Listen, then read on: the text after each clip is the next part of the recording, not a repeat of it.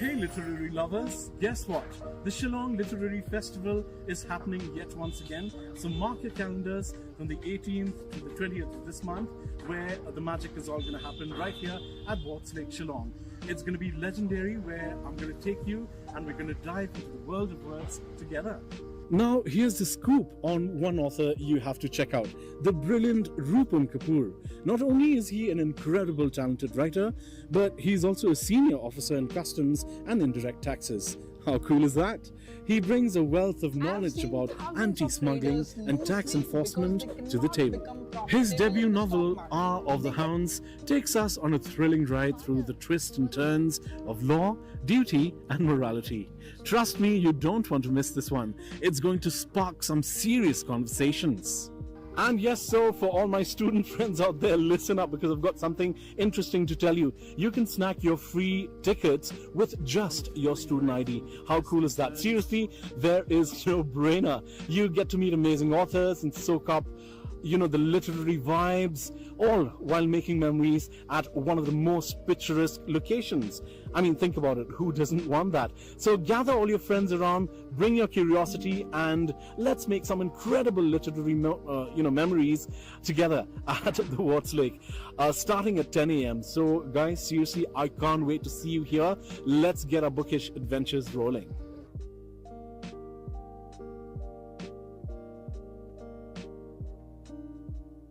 The beauty of literature lies in its ability to capture the complexity of the human experience. Through language, it allows us to explore emotions, ideas, and stories that resonate across time and culture. At its core, literature transforms the ordinary into something extraordinary, using words to evoke beauty, provoke thought, and stir the soul. So have you heard the news? The Shillong Literary Festival is just around the corner, happening November 18th to 20th at Nanpalok Warts Lake, and it's going to be lit. One of the highlights of the fest is Samrat Chaudhary, also known as Samrat X, the author of Northeast India, A Political History, and The Braided River. Samrat's work and storytelling takes you through some of the most fascinating aspects of India's history and culture. His sessions are going to be super inspiring. So get your tickets and let's show our love for homegrown talent. And one more thing, all students with a valid ID will be granted a free entry. See you all there. Hi, my name is Meva Ophelia and I'm here to let you know that we've got 3 days until we kickstart the Shillong Literary Festival. If you love books or want to explore ideas in a lively environment, this is the place to be. The festival starts from November 18th and runs through 19th and 20th November at Warts Lake. We will have 30 plus incredible authors, talk sessions and live readings and many more surprises. So mark your calendars and we'll see you there. Imagine reading in the misty hills of Shillong. Now imagine doing it with the best authors in India. From November the 18th to the 20th, meet award-winning authors and thinkers like Shobha Dey, Nicholas Karkumar and Jerry Pinto at the Literary Festival happening at Warts Lake from 10 a.m. onwards. So you should definitely be there because I'm going to be there as well. And if you're a student, don't forget to carry your student valid ID cards for free passes. And that's not it. There's going to be book talks, food stalls, crafts, and live music awaits you. So get ready for a literary adventure. See you guys.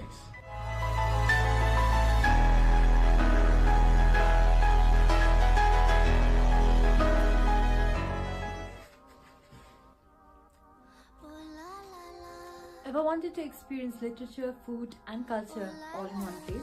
The Shillong Literary Festival happening from tomorrow, November the 18th till the 20th at Warts Lake has it all. And there's one session you don't want to miss, Mr. Mario Pathal. A PhD scholar at IIT Guwahati, Mario is a master of communication design, architecture and graphic design. From his groundbreaking graphic novel Thin Dry to his work empowering local farmers, Mario brings a wealth of knowledge and creativity. So if you're a person who loves culture and inspiring stories, don't miss out on the Shillong Literary Festival happening from November 18th till the 20th from 10 a.m. onwards. And if you're a student, don't forget to bring your student's ID for a free pass. See you all there. Hey there!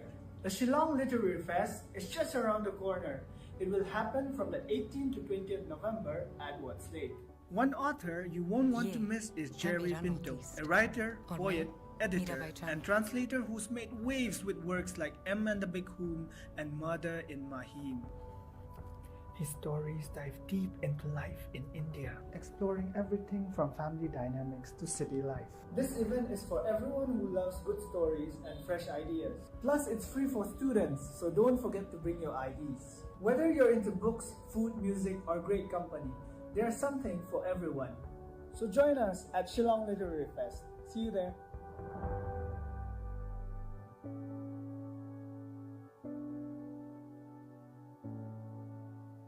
Hello everyone. As a book lover myself, I am thrilled to announce that the 4th edition of the Shillong Literary Festival will be presenting to all the literary lovers with the most exciting event of the year. Save these dates, that is the 18th, 19th and 20th of November 2024. The venue will be at Watts Lake, Shillong from 10 a.m. onwards. We will be graced by renowned authors the like of Jerry Pinto, Shobha Dey, and Kamsing Nongkuri, and many more.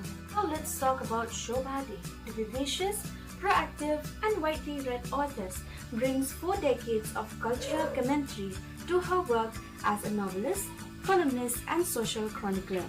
She had authored 20 books that reflects India's elite society, sexuality, and contemporary urban life. If you can recall her famous book, that is Spouse, The Truth About Marriage, the famous Starry Nights, Insatiable, and many more. There will also be workshops, discussions, book launches, food stalls, and live music, and also special activities by the Forgotten Folklore Project. There will be good exposure, especially for the young minds. So please note that there will be free entry for students with valid school. Immersive narratives that educate and inspire. We are thrilled to have with us Dr. Nina Sabnani, an award-winning animator, filmmaker, and educator known for blending memory, art, and folklore in her work. A Fulbright Fellow with a Master's in Film from Syracuse University, her acclaimed films include Mukund and Riyas, Tango Boleche, and Hum Chitra Banate Hai, which won a national award in 2016. She has received numerous honors, including the Big Little Book Award 2018 and the Ram Mohan Award of Excellence in Animation 2024. Formerly a professor at the National Institute of Design and the IDC School of Design, IIT Bombay, she now collaborates with Shrishti Manipal Institute and UPES, Dehradun, while continuing her creative projects. Joining her is our very own Samanda Nora Pingro. A Shillong-based multidisciplinary designer, she specializes in UX, product, and interior design. With a master's in industrial design from IIT Bombay, she founded Karaki Design Lab, collaborating with local businesses on creative solutions. She is also a guest faculty member at NIFT and has taught at Nehu's Design Innovation Center. Her expertise include sustainable design, rapid prototyping, and design thinking. Let's welcome Dr. Nina Sabnani and Samanda Nora Pringrope to the stage.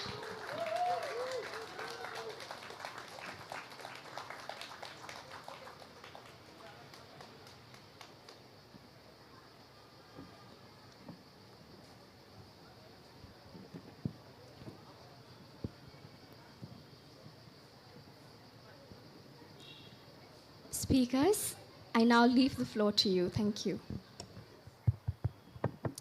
Thank you so much, Sasan, for that very welcomed introduction.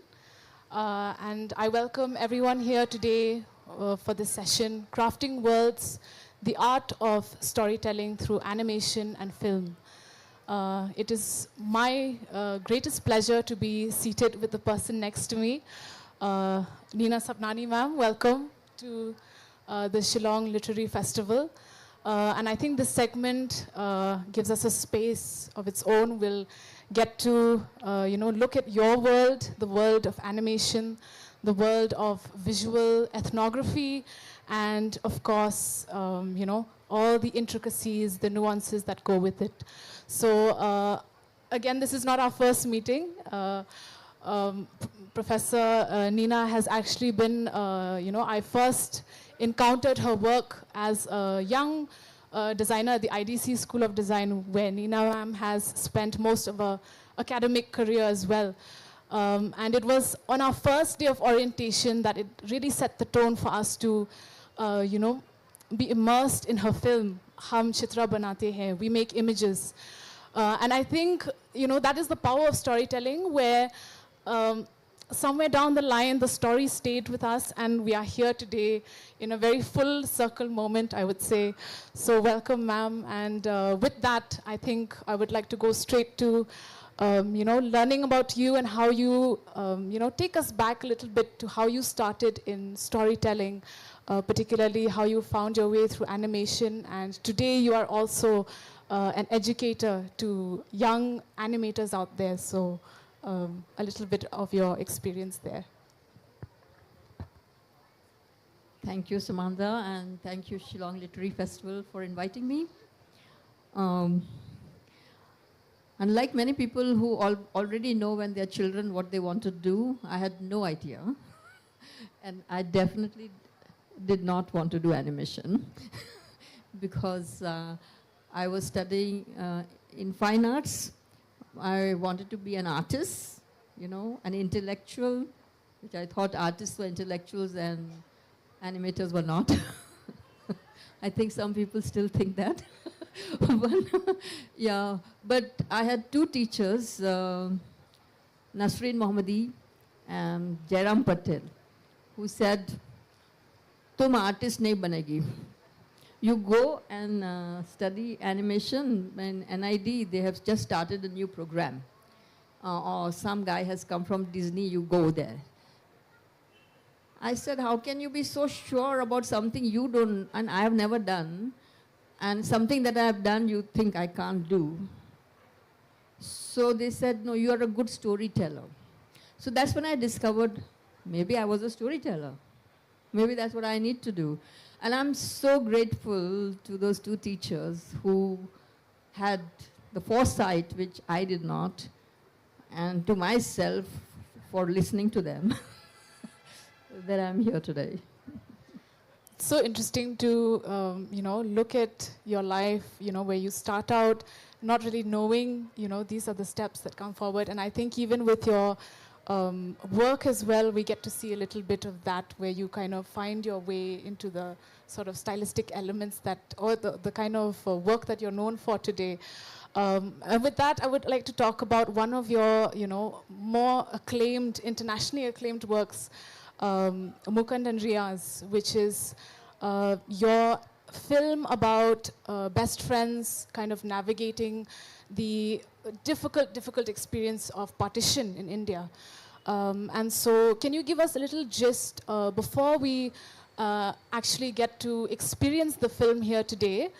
We have a short screening of the film by Nina ma'am. So before we go into that, maybe a little gist of the context, of the themes of this film.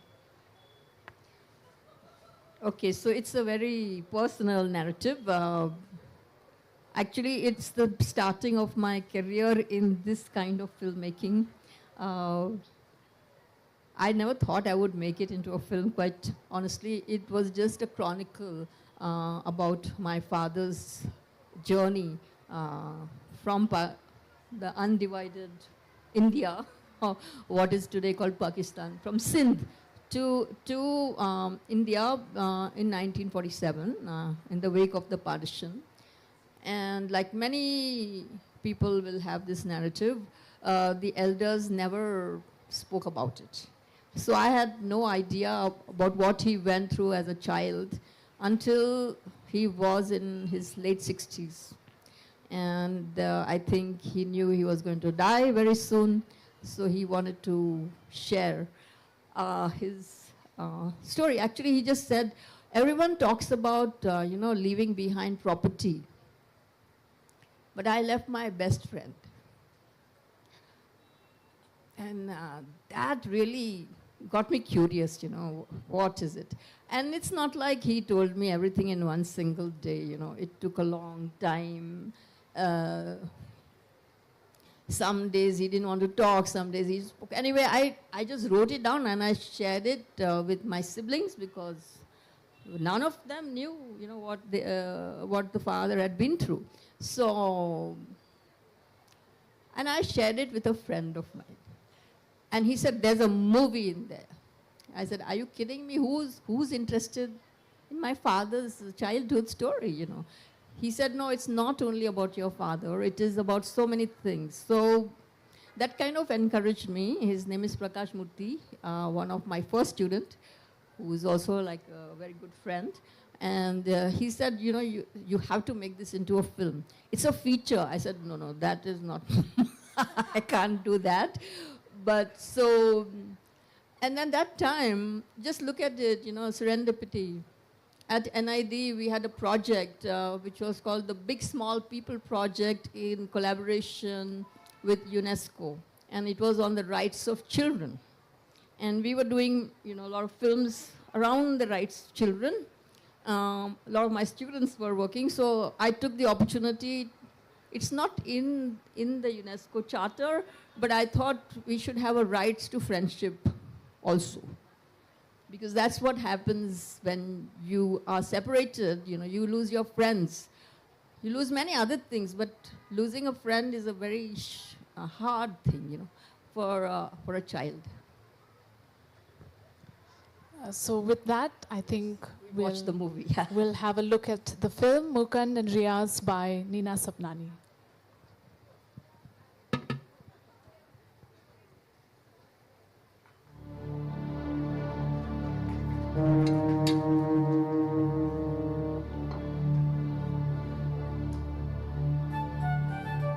Mukund and Riaz were the best of friends, although they would occasionally play together.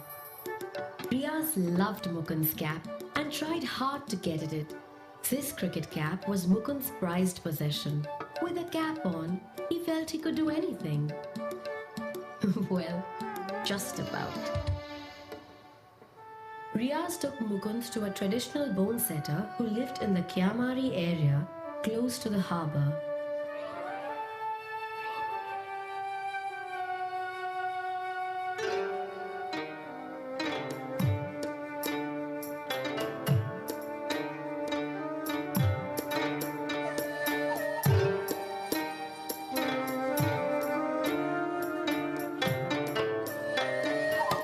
For his fees, he asked for the good wishes of those who got cured. If they wished him well, that kept his talent alive.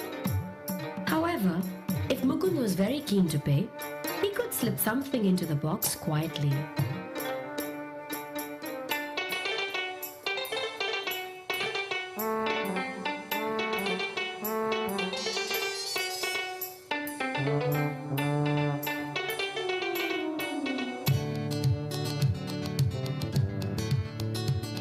Mukund loved cricket and tried hard to get Riaz to play with them.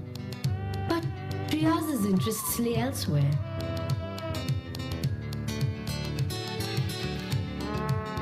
Suddenly, a military van pulled up on Campbell Street and a soldier ordered them to stop playing and go home at once.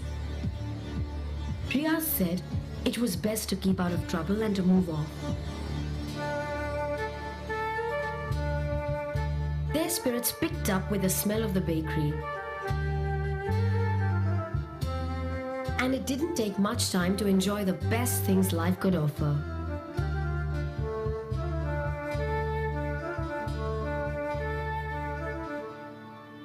Mukund's was a large family. and each one took on some responsibility. Mukund often sat in front of the Gurudwara on Campbell Street and looked after people's shoes. Near the Gurudwara was the famous Ladaram Faluda Wala. Mukund was always fascinated by his multicolored concoctions.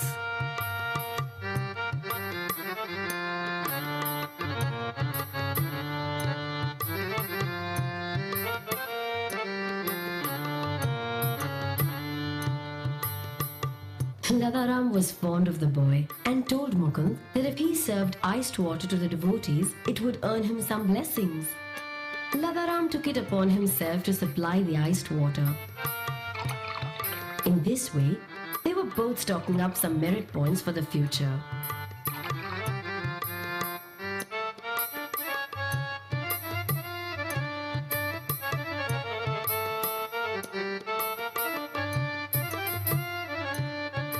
At the end of the day, Ladaram would give Mukund the bucket of water that he took home to his family.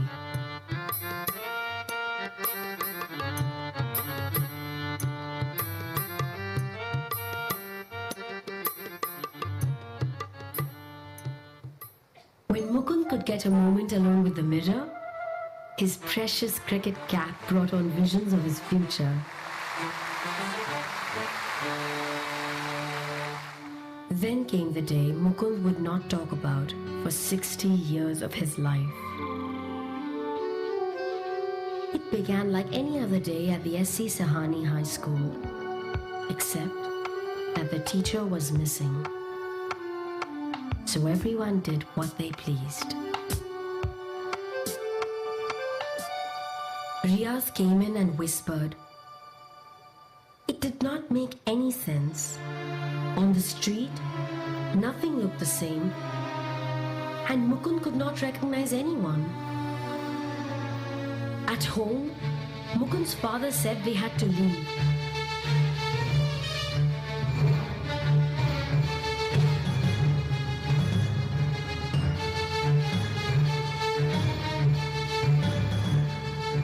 It was Riaz knocking at the door, and he had brought kurtas and jinnah caps to help them disguise themselves. Mukund refused to remove his cap.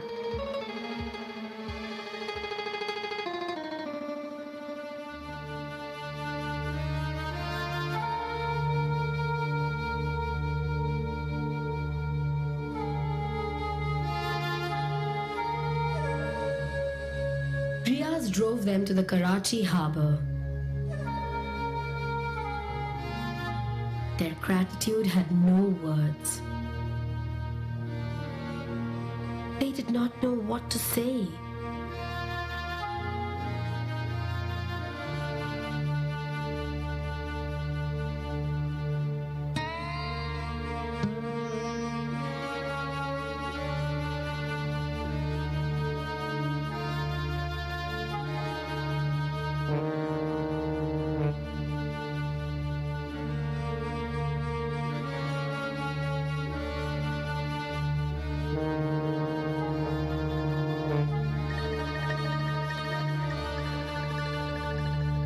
Mukund looked at Riaz, and then he remembered.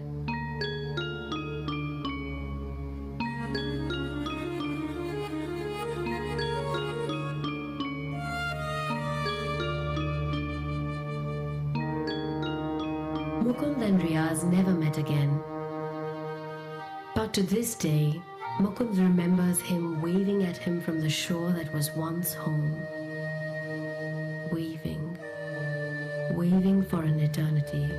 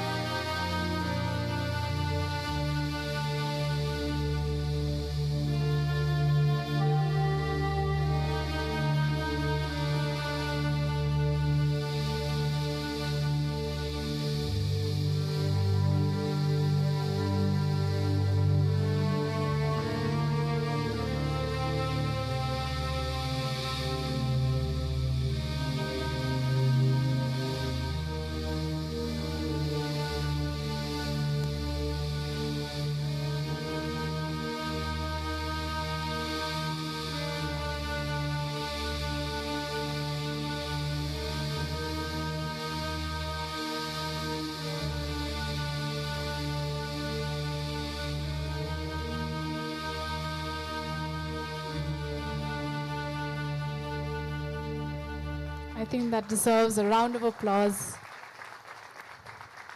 Such a deep-rooted story. I think I speak for everyone here when I say that you've been able to capture a very heavy theme of separation, of human disconnect, being pulled apart from each other, but with a medium that we usually associate with very happy kind of storytelling.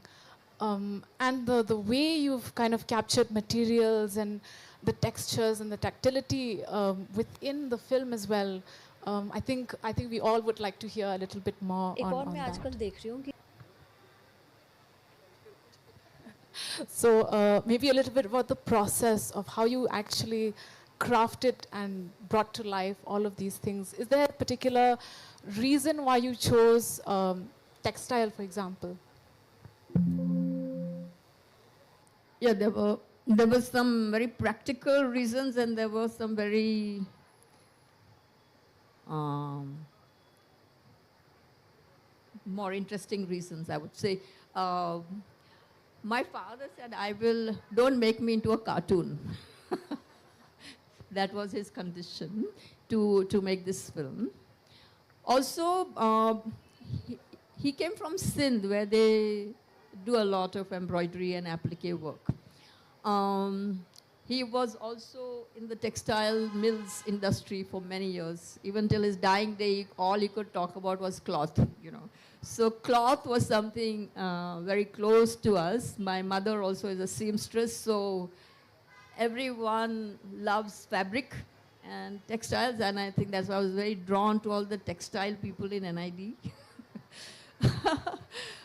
And one more reason, which on reflection now, I wasn't really thinking about it then, but I think cloth is so close to memory, Cloth is like memory, if you will.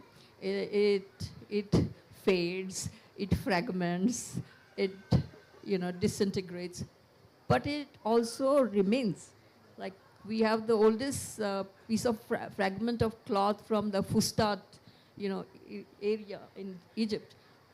So memory also, it fades, but it also lingers, it also it sustains, it remains. So I think cloth is a very good way to express an emotion of this kind.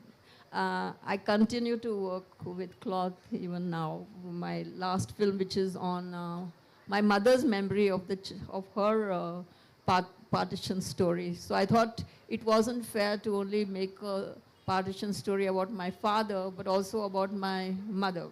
And of course, a friend of mine said, don't you have other topics? But the whole idea of migration, or this kind of forced migration, and it's not just about migrating, it is also about feeling a sense of belonging when you go to another place, how welcomed you are or you're not welcomed. It's a very difficult place, so it's it doesn't go away. My mother is 91 and she still cannot forget so many things. So I think, so those stories need to be told. And also it's a way to spend time with your parents. Otherwise, all you do with your parents is how are you. When you're young, they're asking you, they're taking care of you. When they're old, you're taking care of them. But there is no that connect and seeing them as people. So that was my reason. I think I will never look at cloth the same way again after that. And I think our audience has also had that kind of impact. And also I will be more conscious of how I spend time with my parents. So I believe you also have, some of the samples of your process. Some if we could have a volunteer to just have a look at and these are very unique pieces of ma'ams that she has kindly brought here today to kind of show us and take us through the process. So if we can have just one volunteer to just kind of hold these up.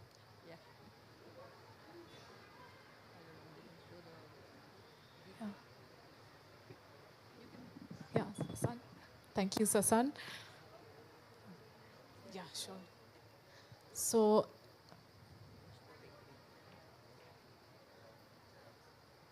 Ma'am, if you can explain the process that it took to create these. So I just thought I'd show you this because you can see the scale, how the scale changes in the animation. So of course I did the sketches, I did the drawings, and I'll tell you one nice story about the ship, because there was, SS Shirala did exist, I Googled it, thank God for Google. So, these things were there, but there was no picture of it because it had been decommissioned in 1956.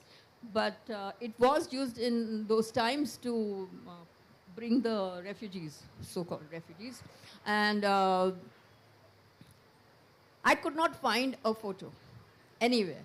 Anything I showed my father, he said, no, it wasn't like this. Aisa nahi tha, waisa nahi tha. I'm like, what shall I do? Because I wanted it to be true to his memory and, to do things the way he remembered. And then 2 of my students went to Kutch. And they came back, they said, we have found your boat. Seriously, how? So they were in an auto rickshaw in Mandvi, and they went to this boat making place, the boat making place, and a rickshawala drew on the sand a boat. From that photograph, thank God for Photoshop, we scanned the picture, or that photograph, we took it to Photoshop, and then we made it into a line drawing. Then I showed it to my father, and he said, of course, it was like this. He said, oh, finally. So, it's such a collaborative thing, this filmmaking, and these sketches I made, but I took them to an NGO where there were these women who used to do this applique work. But they never did figurative work, they never did this kind of work. They used to do for upholstery and cushion covers and whatever. So they looked at me, they looked at my drawings and they said, no, sorry, we don't do this kind of work. So I said, please do one at least, please just do one. So they did the boat. After this, I animated it and I took it back to them. Then they saw and they said, okay, we'll make it. So they made, and these are the other one. These are the 2 characters from the film, like you see. You can see, I don't know if you can close in on that picture. You can put it here. You see the arms are separate, and they just couldn't understand why I had dismembered Mukund so much. So I told them in animation we need all the parts separately. If there's any overlapping, we won't be able to animate it. So it was a lot of learning, and they told me, don't do this artistic sketch. Ek line mein banao, 1 line only. I was like, wow, this is very tough. And you have to do it on butter paper, because we are going to puncture holes into it, and then we will lay it on the cloth, and then, so some things I had decided, like I wanted him to have mushroom, and Mukund to have a bright eyes, that kind of found the fabric.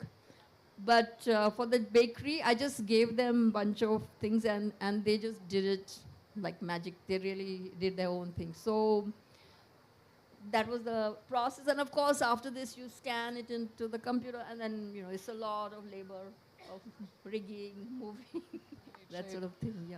Okay, thank you. Thank you so much, Sasan. Thank you.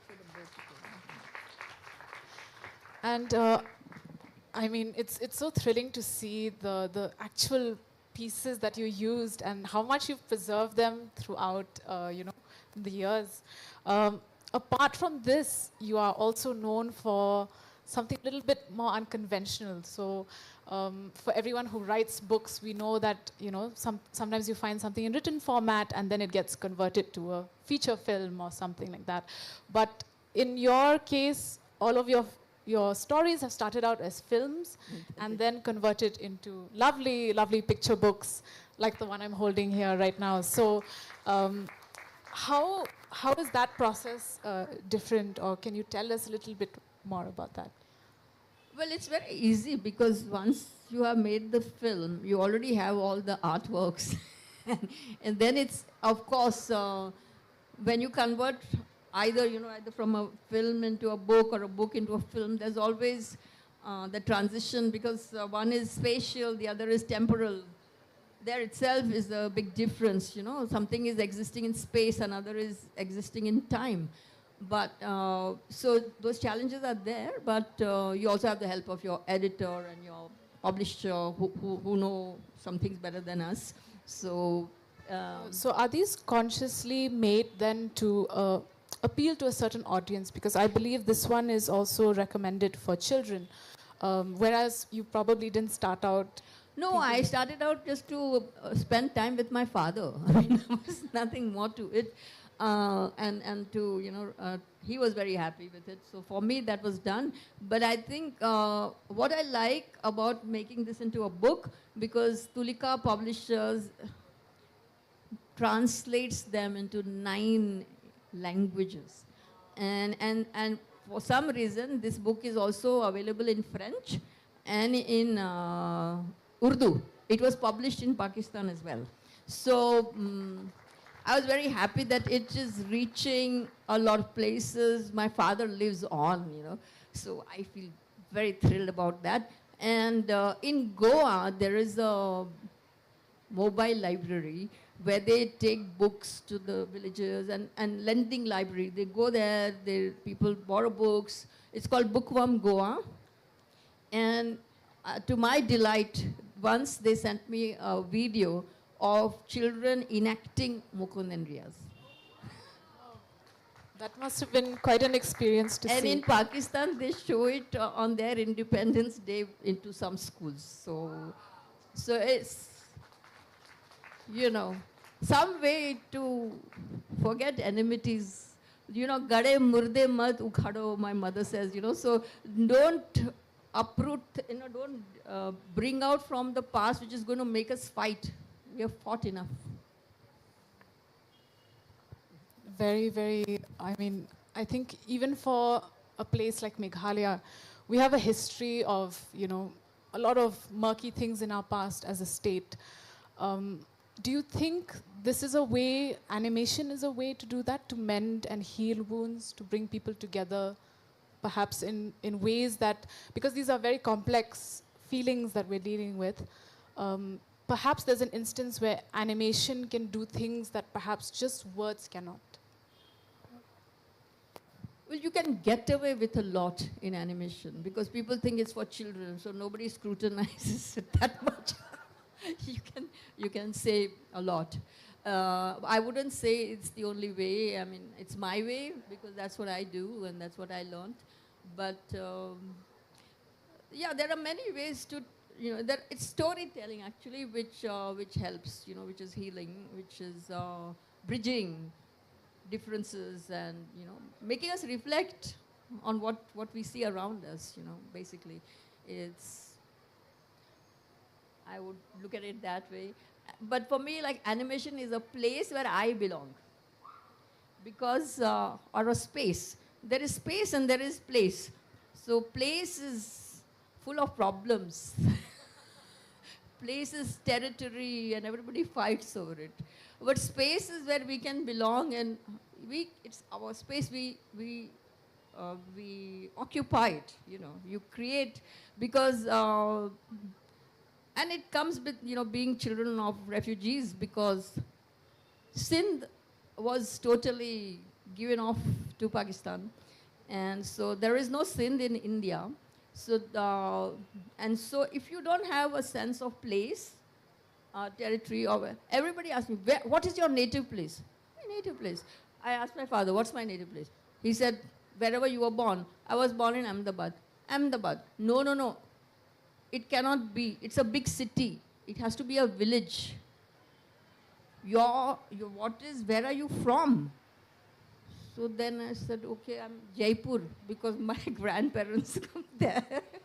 So finally I had to give up this idea of belonging because if you only belong because of place, I will live in space. It is fine. It's my inheritance is memory, and my place is animation. Wonderful, wonderful. Space, not place. And so I think we're also running a bit short on time, but these days you are also teaching, and your research is known for the visual ethnography. And like you've said in your process as well, you deal with a lot of these communities, and I imagine they don't really understand the world of animation as quickly, and it's possibly a very foreign thing for them to understand when you approach them.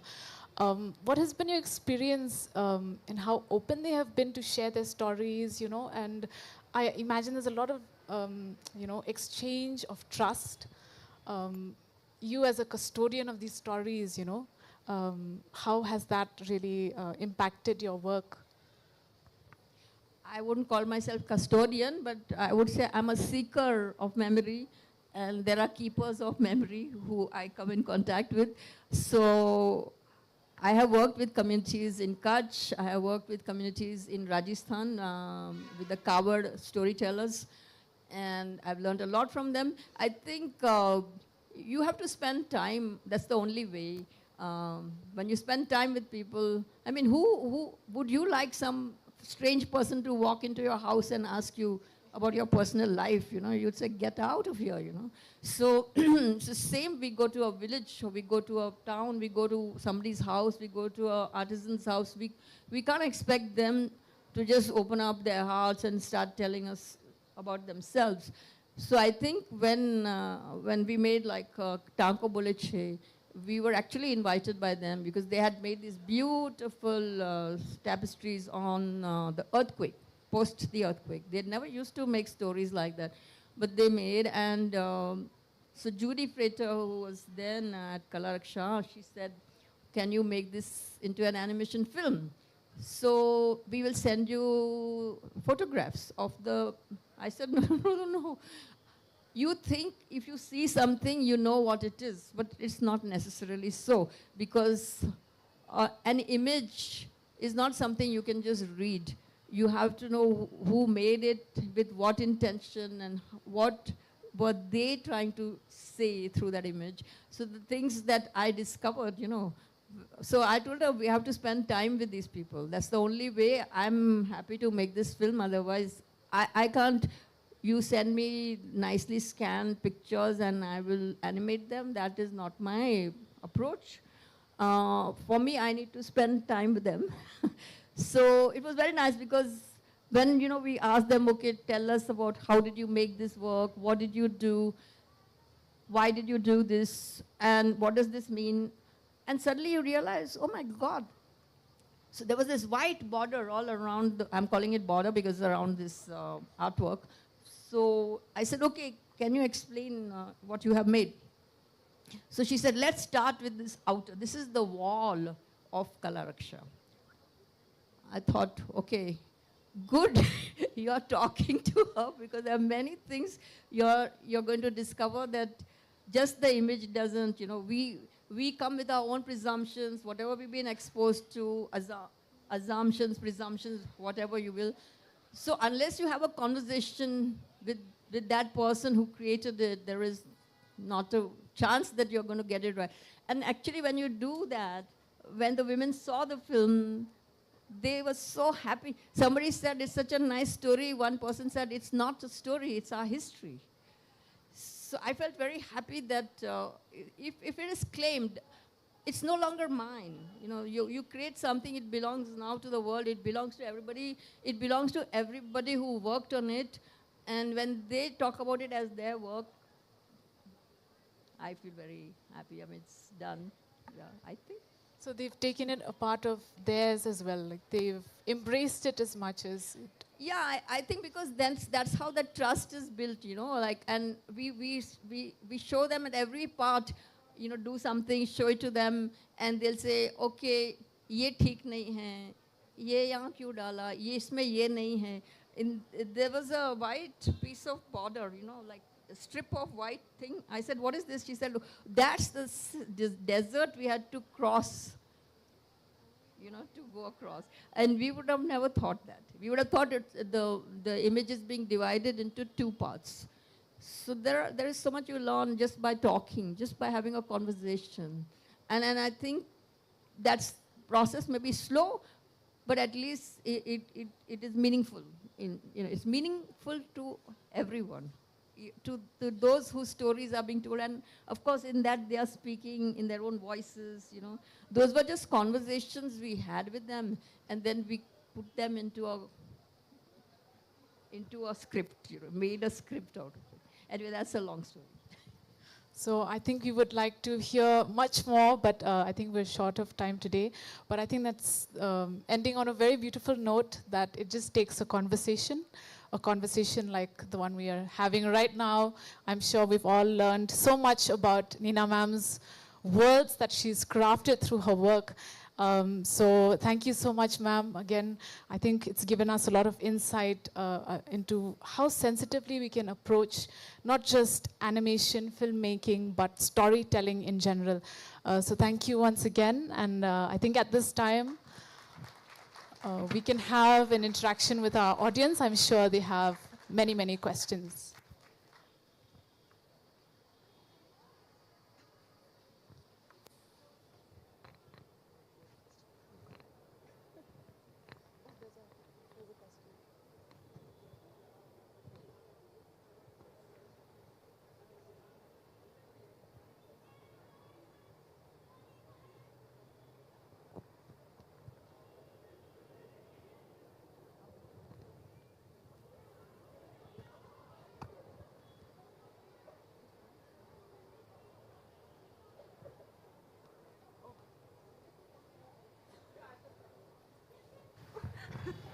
Good afternoon, good evening, ma'am. I'm really not sure of the time here.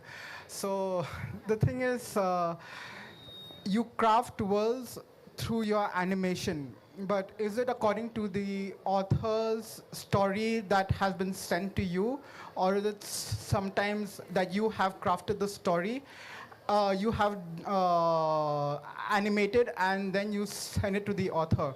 Because the book that you have showcased is, from what I understand, it's a children's book, and it deals with the partition at the time. So how do you also at the same time deal with the sensitivities that the children will understand what you are trying to showcase to them through your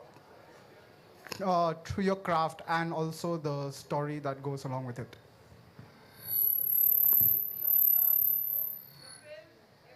Yeah, no, that is what I'm asking. I mean, how do you put in that sensitivity with while you tell the story to the children?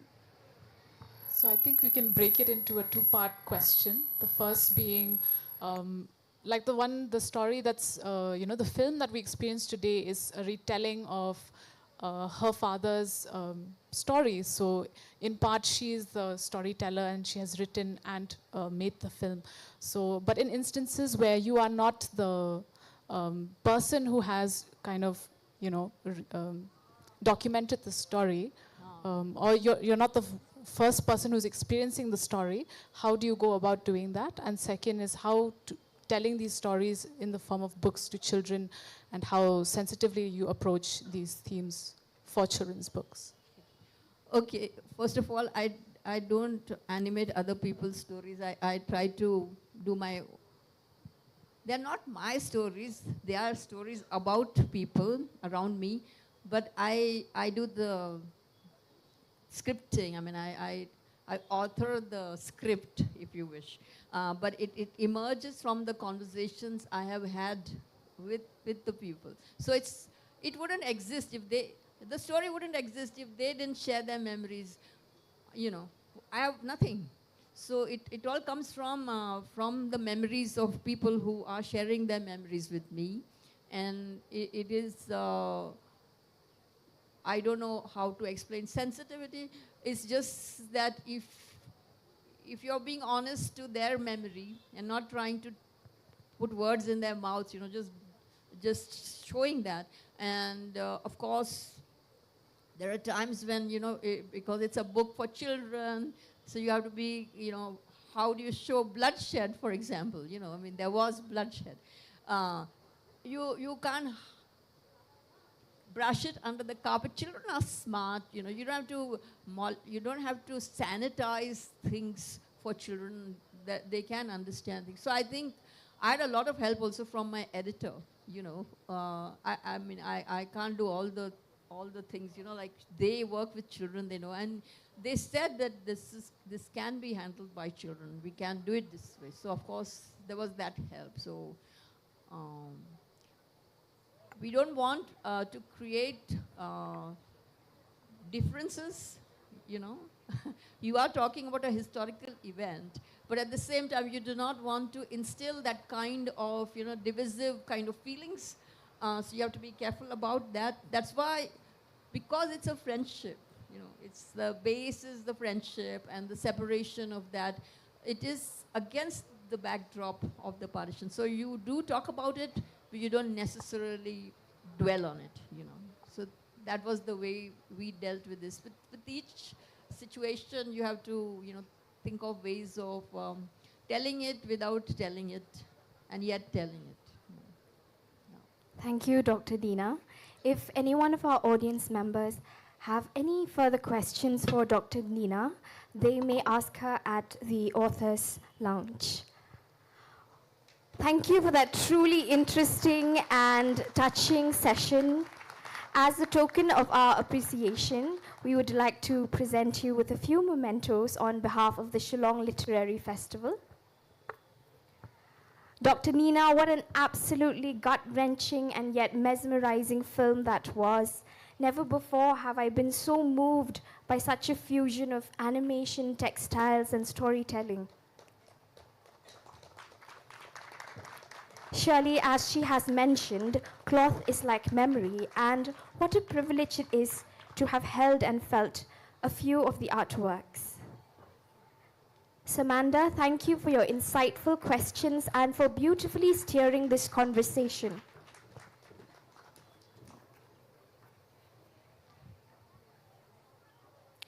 Their conversation has beautifully illustrated the power of animation and film in crafting immersive stories that educate, inspire, and celebrate cultural heritage.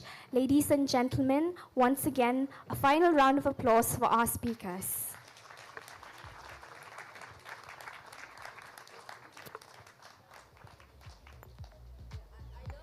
Hubli.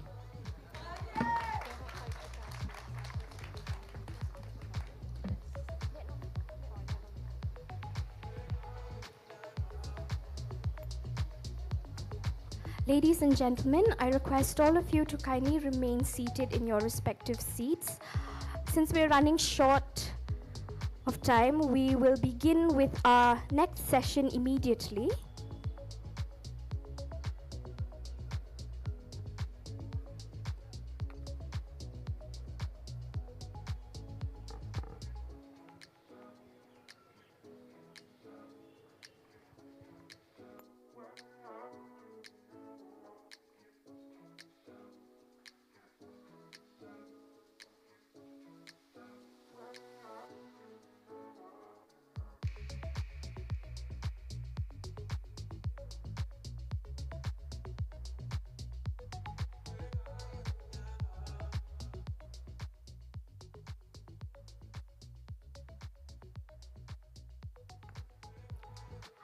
Our next session, Publishing Unveiled, The Art of Fact and Fiction, is a conversation about the evolving landscape of publishing and the delicate balance between fact and fiction in storytelling. We are joined by Elizabeth Kurovilla, who is the publishing director at Simon & Schuster, India. Before this, as associate publisher of Vintage, she published a number of award-winning and critically acclaimed authors such as Vivek Shanbhag, Srinath Perur, Vijay Gokhale, and others. In 2022, she won Publishing Next's prestigious Editor of the Year award. Prior to her career in publishing, Elizabeth was a journalist and worked with the Indian Express, Hindustan Times, Open, Mint, and The Hindu in a career spanning 22 years. In conversation with her is Anandita Ghosh, an author, journalist, and editor whose best-selling debut novel, The Illuminated, was published by HarperCollins and subsequently in the UK by Bloomsbury. Anindita is the former editor of Mint Lounge. Further, as the features director of Vogue India, she wrote and commissioned stories on art, books, culture, design, and travel. The Independent has picked Anindita as one of their 9 best upcoming authors from India. Currently, she leads communications for a global social impact consulting firm and is working on her next 2 books. Please give a warm welcome to Elizabeth Kuruvilla and Anindita Ghosh. Speakers, I now leave the floor to you. Thank you. Hear me? Okay, great. Well, thank you all for being here. It's really lovely to see this great turnout. I'm enjoying the fact that Anandita and I are in conversation with each other, because in my previous avatar as a journalist and as hers, we worked together at Mint. She was the editor of Mint Lounge and I was a books editor there. And now we are together discussing the fact that we've had perceptible shifts in what we're doing. I'm a publisher and a books editor, and Anandita is the author of The Illuminated, which was quite the publishing event when it was when it came out, you know. So, in the 22 odd years that I've been a journalist, I've had many people at various times asking me to write a book. You know, they always felt that there was a book in me which hasn't come out yet, you know. And but I'm kind of always thinking about it, you know. What would be the book that I would write if I were to write one? And a part of me feels it would be a book of non-fiction, because there is that safety in facts somehow, you know. So being able to construct a story or what you're trying to say, it's out there, you know. So Anandita, of course, has thrown herself really into the deepest of oceans by, you know, writing a novel, which in my mind, to me, as a writer, would be an intimidating thing to do, you know. So I really wanted to start this conversation with asking Anandita about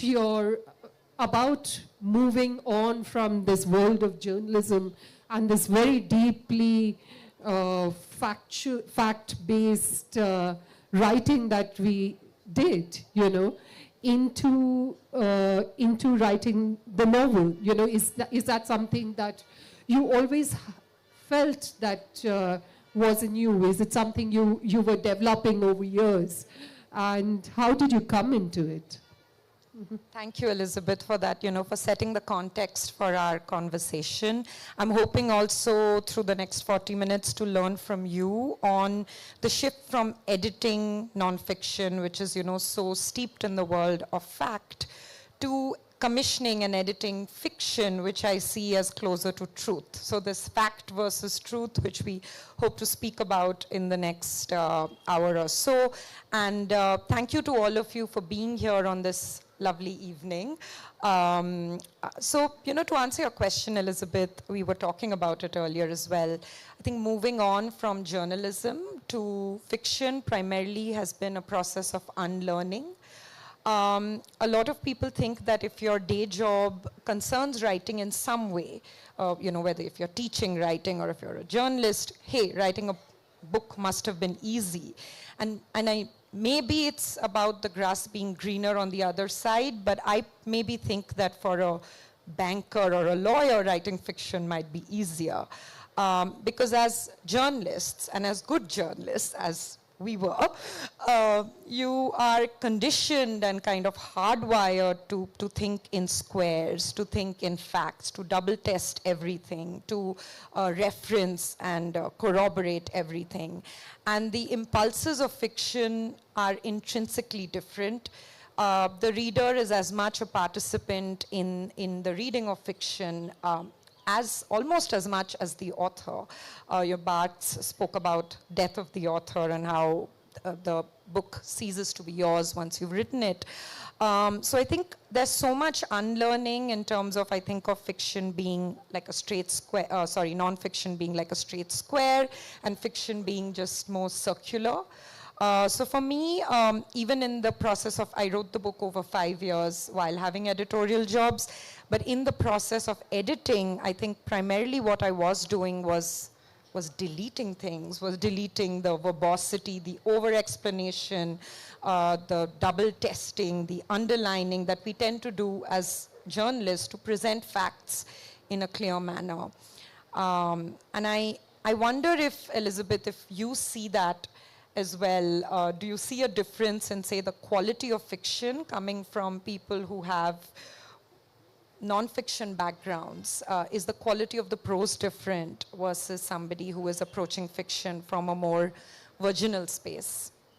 I think that's interesting that you should ask that, because in the past year, one non-fiction,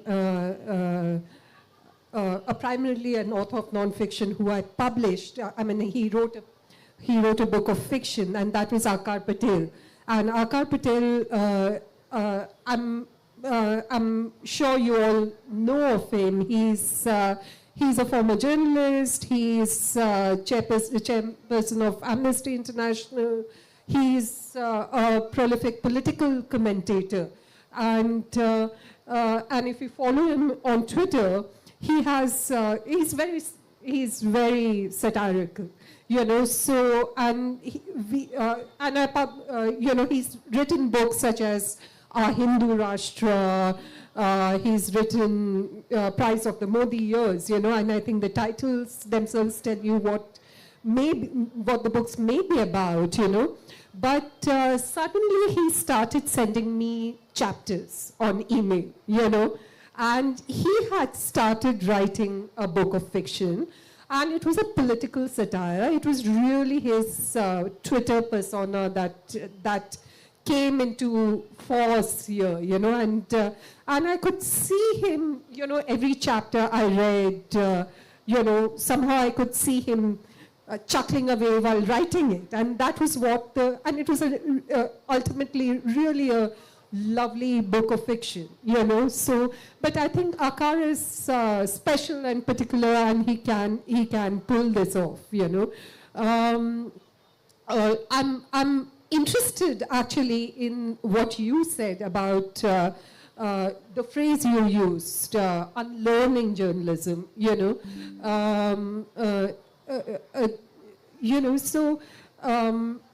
And what you also said about in your editing process to cut out the verbosity of it, So I think while I was writing for newspapers, so there is a tendency also to be a little minimalist, because you do get only 500 words, or you get 1,000 words at most, And I can imagine that was that something, this cutting off the verbosity, the writing of the verbosity. So was that the main thing that you found challenging about writing fiction? Not challenging. I'm kind of observing the different processes. And by verbosity, I don't mean length. I'm actually talking about not being too direct, leaving more room for the reader to interpret. Even in dialogues, for instance, I think as journalists, we are trained to have quotes as specific and direct as possible. So just the idea of giving the reader some room to participate and engage rather than thrusting something down. Another really important aspect of fiction, and since you mentioned Akar as well, and so many journalists now are writing fiction, and why is that? I feel it's also a desire to get closer to the truth or get closer to, say, multiple truths in a way that journalism today, anywhere in the world, doesn't allow. One, because of censorship, also self-censorship, but also because society increasingly, we are becoming more and more judgmental and moralistic. So in an essay or in a column, you have less room to suggest or explore nuance. And what fiction asks you to do when your character does something unethical or immoral, fiction doesn't ask you to agree. Fiction asks you to have empathy for your character. And just this idea of non-judgment, this idea of inhabiting characters without judgment, I think can benefit all of us, not just writers of fiction. So for me, not just a challenge, but that's been the most rewarding experience writing fiction. That not all your characters, even in The Illuminated, not all your lead characters have to be, 10 on 10 perfect human beings. They just have to be who they are, and maybe we can try to understand them and what they do. I feel that's my role as a writer. Yeah. So before, because I do want to ask Anindita some particular questions about a novel, so in order to set the context, just to give you a very basic idea of what a novel is about, I think it's unfair to ask the author herself to do that, because they're always interested in knowing how you read the book, what did you get from it?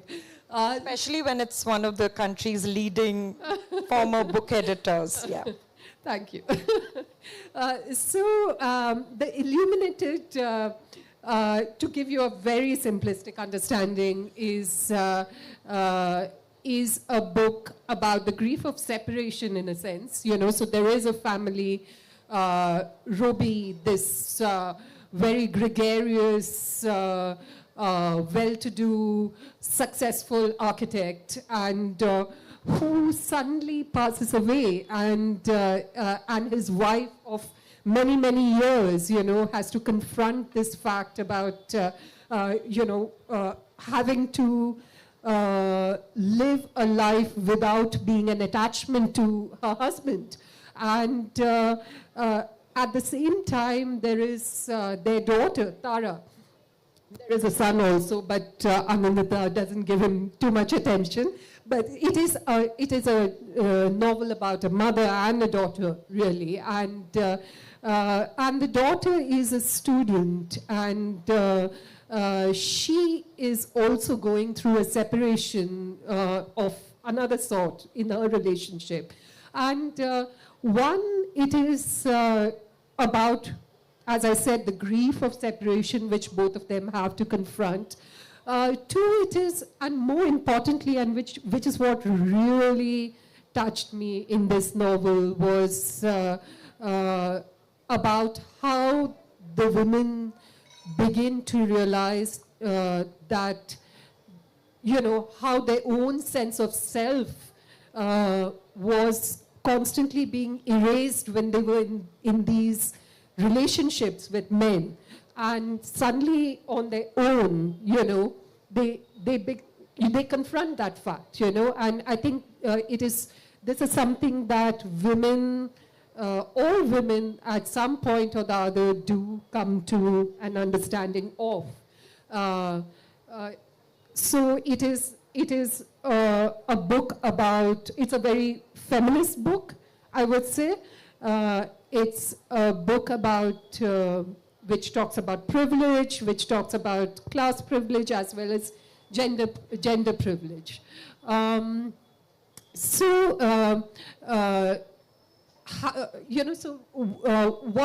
What really intrigued me while reading the book was,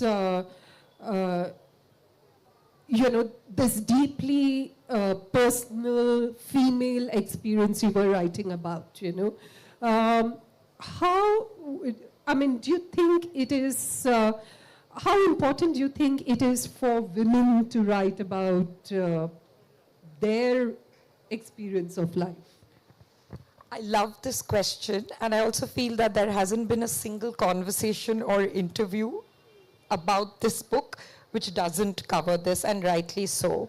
For so long, I feel most of us have just been, whether we've studied English literature in college or not, we've just been groomed and brought up on writing by middle-aged men.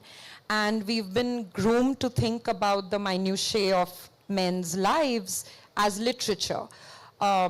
Historically, like whether it's Tolstoy or even someone like Julian Barnes, you know, in Sense of an Ending, his protagonist goes and he's repairing his trousers and his belt for pages and pages, and that's literature. But when women write about their personal lives or things that are important to them, and maybe for a woman, you know, picking a dress for a party is important, but that's considered chick lit. So just, and I wouldn't say that that's not changing. We were talking about Annie Ernaux winning the Nobel. And Annie Ernaux is this French writer. And honestly, I feel if out of context you pick certain passages and post it on Instagram, people might think she's a Gen Z millennial poet, right? But we read her in this whole context of her being Annie Ernaux and being in her 80s and writing about her very personal experiences for over 60 years. So I think the more that women are writing, the more that women are getting published, the more that young women are getting published, it's impossible for the female experience to not come front and center. And we are seeing that now. If you look at the Booker shortlists, but also Indian publishing. And I want to ask you if you agree that we are seeing more female narratives as well. I don't know if I answered your question. I went off on my... No, don't worry about it. You mentioned Annie Ernaux, and I started thinking about, I think all of us started discovering Annie Ernaux post her winning the Booker, and what's amazing is she also writes these really slim novels, you know, auto fiction as it's called, and again, you know, and such deeply personal experiences, you know, and written almost, you know, you've like I told you earlier in the day, you know, it almost feels like. So simple, you know. She may have just copied it off her journal, but so I did experiment once, and I thought, oh, let me try and do this. This looks simple enough. Then I realized, no, you know. And she talks about, you know, I think I started with a novel called A Simple Passion, which is really the most amazing novel about. Really waiting for her lover, you know, and there's this entire novel about, you know, about this woman just almost humbling herself because of her desire for a man, you know. So it was amazing, you know. She writes about her abortion in another book, you know. In terms of whether more women are writing, I must say, Anandita, in my first year in publishing, at the end of a very fruitful year of commissioning, because a pandemic was on and I was just reading and commissioning a lot, I at the end of the year, I kind of looked back at all the books I had commissioned, and I was actually horrified to find how few women writers I had commissioned, you know. And so I made a decision that, and it's not that women writers write badly, you know. That is definitely not the case, you know, because they're, you know, all the authors who you do end up reading, you love them so much. Like I loved K.R. Meera, who again writes a Malayalam author who's been translated quite a lot in English, and she writes about the experience of women, you know, and they're deeply unsettling books, if so I would highly recommend it. And so I realized that I had to make a conscious effort to publish women, and I had to consciously seek out women authors, So, and that's that was quite an eye-opening fact for me, because I realized that women are also marginalized voices, So in a lot of the fiction that I publish, I publish authors who write from the caste perspective, So I consciously look for marginalized voices within the fiction I publish as well, So actually, the woman author is also a marginalized author in that sense, I wonder if you believe that the numbers are slightly different amongst the debut lot, as in are more women on the surface. Anecdotally, it seems so, that at least the debut list, there are more women, but if you look at who was being published in India, say 20 years ago, the gender ratio is more skewed. Do you agree with that? Yeah, I think, if you're looking at fiction, because, I must also say that I'm an editor of both non-fiction and fiction. And I think I publish a larger number of non-fiction books and a very select list of literary fiction, So yes, if you were to look at literary fiction, yes, I think recently there's been a number of really amazing authors debut authors, so who we've been publishing. I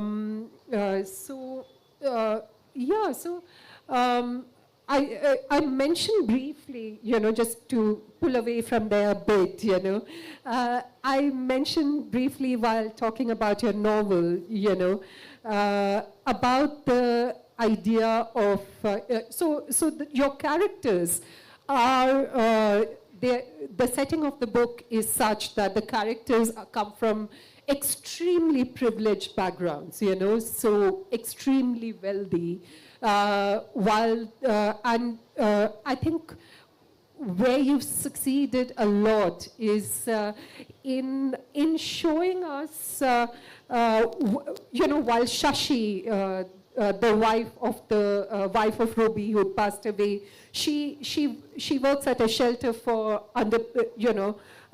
for abandoned women, So Tara, the daughter, goes to study in Mysore, and she, it doesn't seem like a elite college that she goes to. So while they are in the midst of these very people from very different backgrounds from their own, what I loved about the novel was how you show that they still live in a bubble of sorts,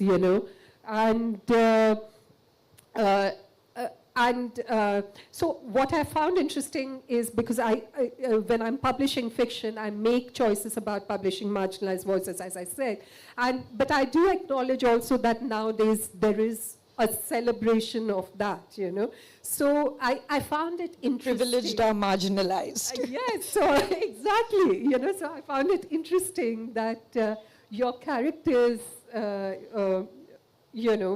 had a certain background which is, which is different from what you see in a lot of literature now, coming from India. Yeah, jokes aside, that was a joke, the one I made.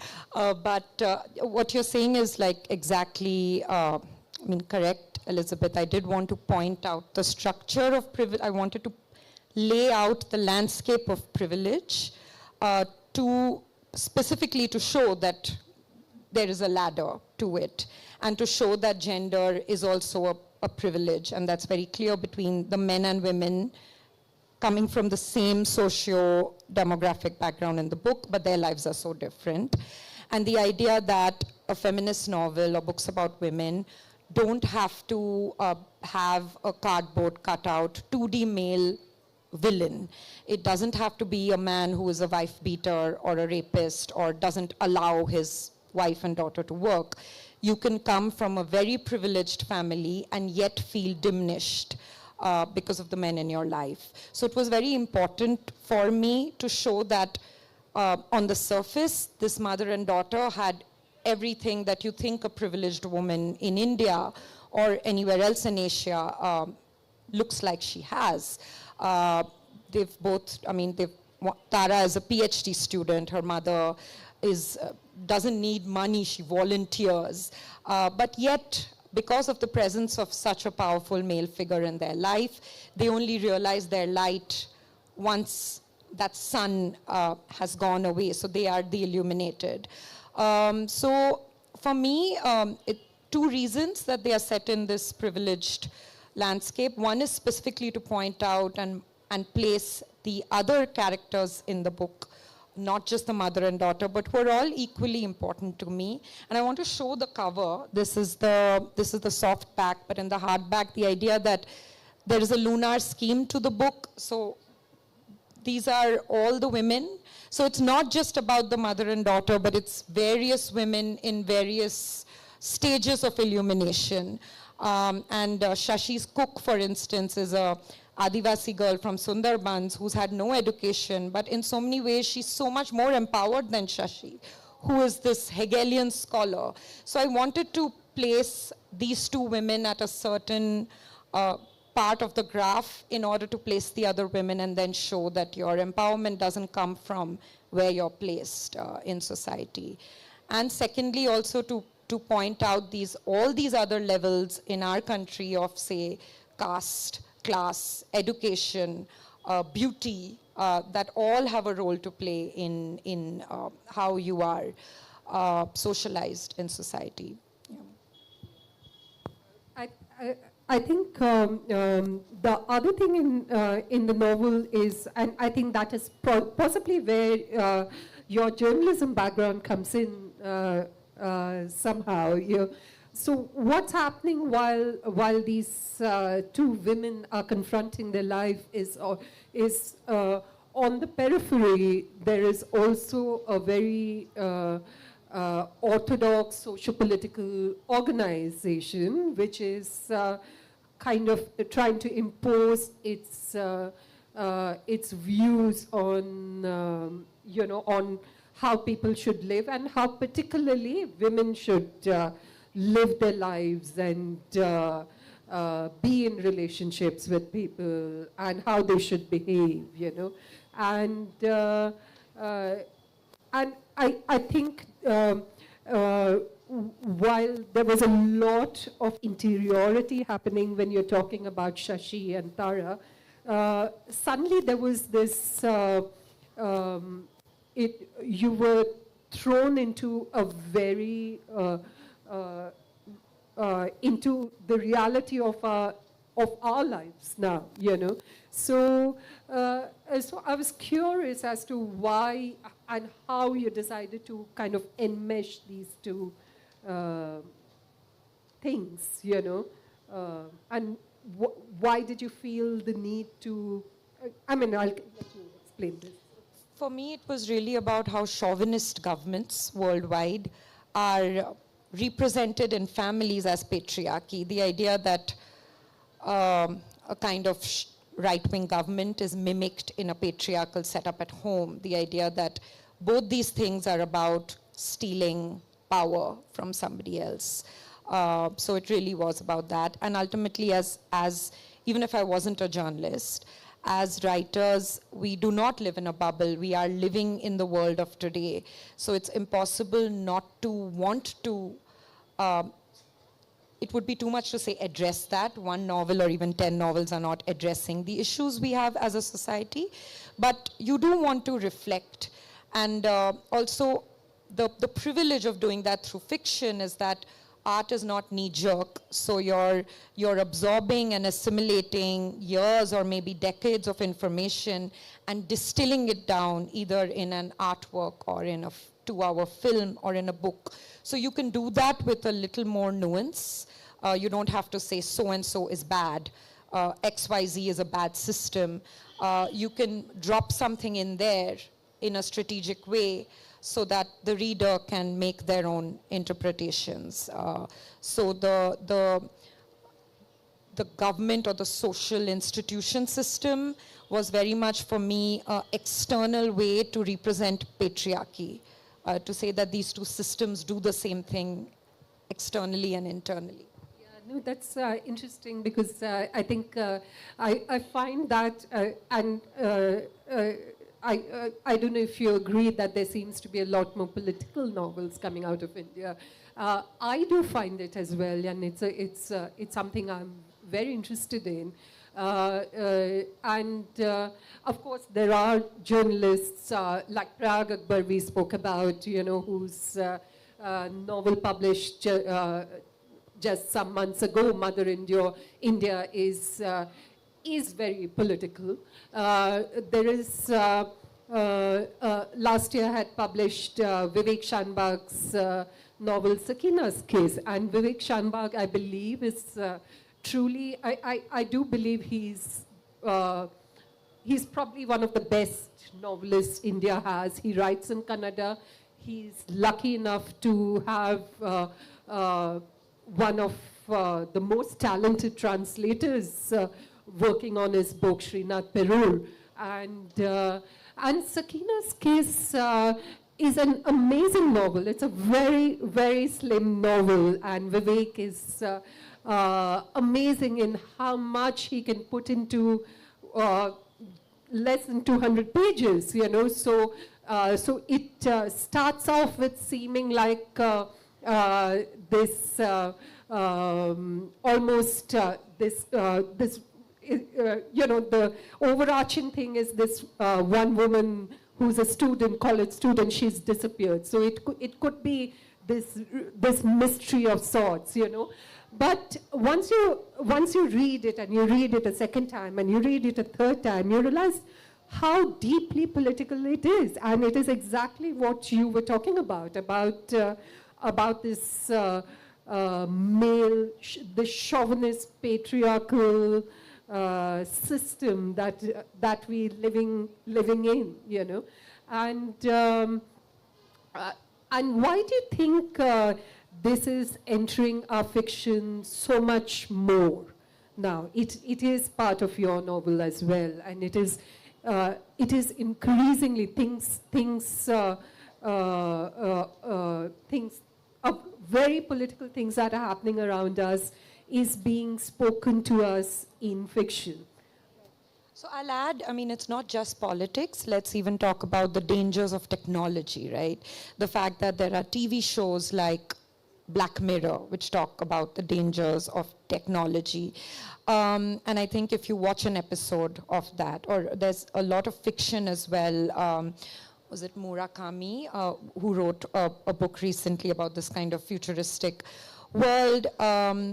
It's a way to, over whatever 300 pages, really show the dangers of technology, or say the dangers of a certain kind of political system to the reader, which is perhaps more impactful, more deep, goes deeper into you and freaks the hell out of you in a way that a headline in a newspaper will not. So I actually feel that, we were talking about fact versus truth. It's a way to shine the mirror on truths that we think are dangerous in a more impactful way. And I think authors, filmmakers, artists who've always been political in their work in some way are realizing the power of literature in doing that even more. Yeah. I have a question for you, Elizabeth, because there are so many students here, and I'm sure some of them are writers already or want to publish. You mentioned slim book twice in our conversation so far with a big smile. And I had, another friend who is a book critic who had told me recently that according to her, no new book should be more than 200 pages. Samrat in his session earlier today spoke about fragmented reading and how people don't, how our brains are not wired to read long books anymore. I'm sure the manuscripts you read for work. I read long books only by friends. I don't read books over 300 pages for pleasure anymore, even though I'm a writer. I'm simply unable to. What are your thoughts on that? Is the new novel shrinking in terms of size? It is something I keep thinking about, when I'm publishing fiction, when I'm when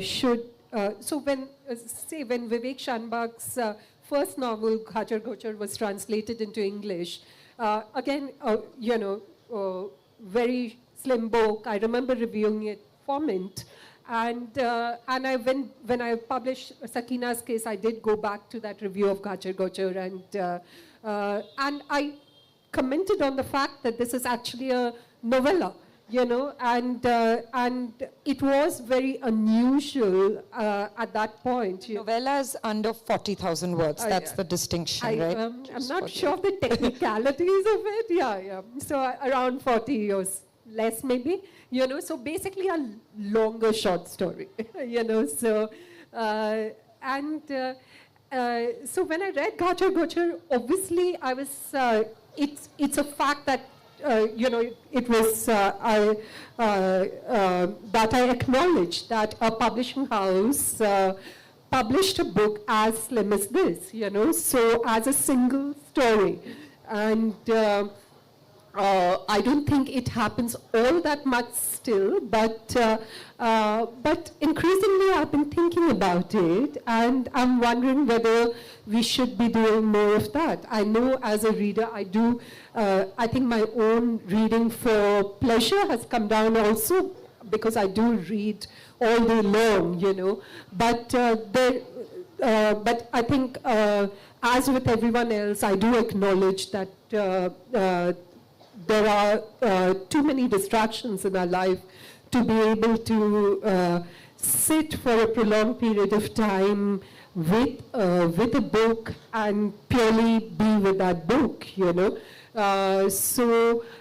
Annie Arnaud, when she come down to Delhi, and that's, I went for... We should have a chair for her here, because she's been a very big part of our discussion. Yeah, and Annie Arnaud, her books are, 60 pages, 70 pages? What a relief, So, you knew you could pick up this book and you could actually complete reading it, so which may not happen, which tends to, as a reader, happens to me as well a lot, where I find that I do not finish, unless it's a very compelling book. I may keep it aside, and I may keep it aside saying I will pick it up later, and that later doesn't come, So it's a thought, The other reason is, since I publish a lot of fiction in translation, I know that in languages such as Malayalam and Bengali, etc., the craft of writing short stories, authors are, they're really good at that. But in publishing in English, you realize that collections of short stories do not work. People don't buy short story collections anymore, whereas in other Indian languages it is because I guess there are spaces in newspapers where they get to publish it, so that culture is there, so that they've really honed that craft. So how do you bring some of the best writing in Indian languages into English? I think perhaps one way would be to publish these longer short stories as novellas, So, so there is something to that. What about you? Are you writing your next short or long novel? I mean, firstly, I think we're supposed to be encouraging this audience to read, and we've probably been a bit depressing on that front. But no, my book, the book out next year is an anthology of short stories about Bombay. So I hope people are reading short stories in English, Elizabeth. I have a related question since we were talking about the length of the novel of the future or the novel of the immediate future. That what is the novel of the future? What is the new novel?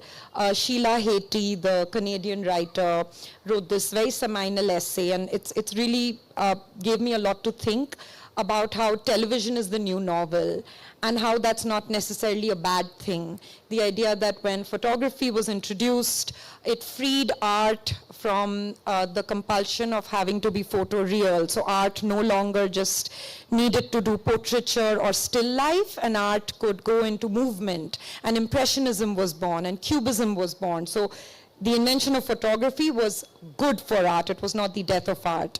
And a lot of novelists are so terrified about how television is taking over our space, but I see it as a good thing because television is where the stories are now, and hence the novel can be anything it wants. But is that just writers fantasizing?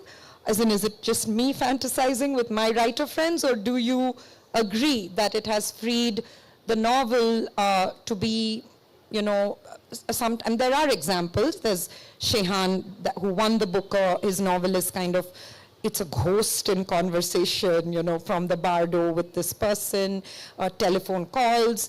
Aruk's Passage North is about so many long passages about a dying soldier observing the air. And possibly these were not what traditionally we thought novels were. But I'm wondering if you think this is mainstream or very small sliver? I mean, it's small, of course, you know. So I think I spoke about you throwing yourself into the deep ocean, you know, and that is what is exciting about a fiction writer, you know, that they can do anything they want, you know. But I think it's interesting when experiments happen, and I don't think this is a new thought. I think people are constantly, I mean, they're constantly writing about the death of the novel or new forms of novels, you know. It's a very interesting idea, you know, that you can imagine it to be whatever you want, you know. So, but of course, a lot of what we do read, you know, does have that, as you said, beginning, middle, end. You know, it forms a traditional, it follows a traditional course, you know. It's easier for a reader as well, and I'm not putting down that form of the novel at all, you know. I completely enjoy it, you know. So, you know,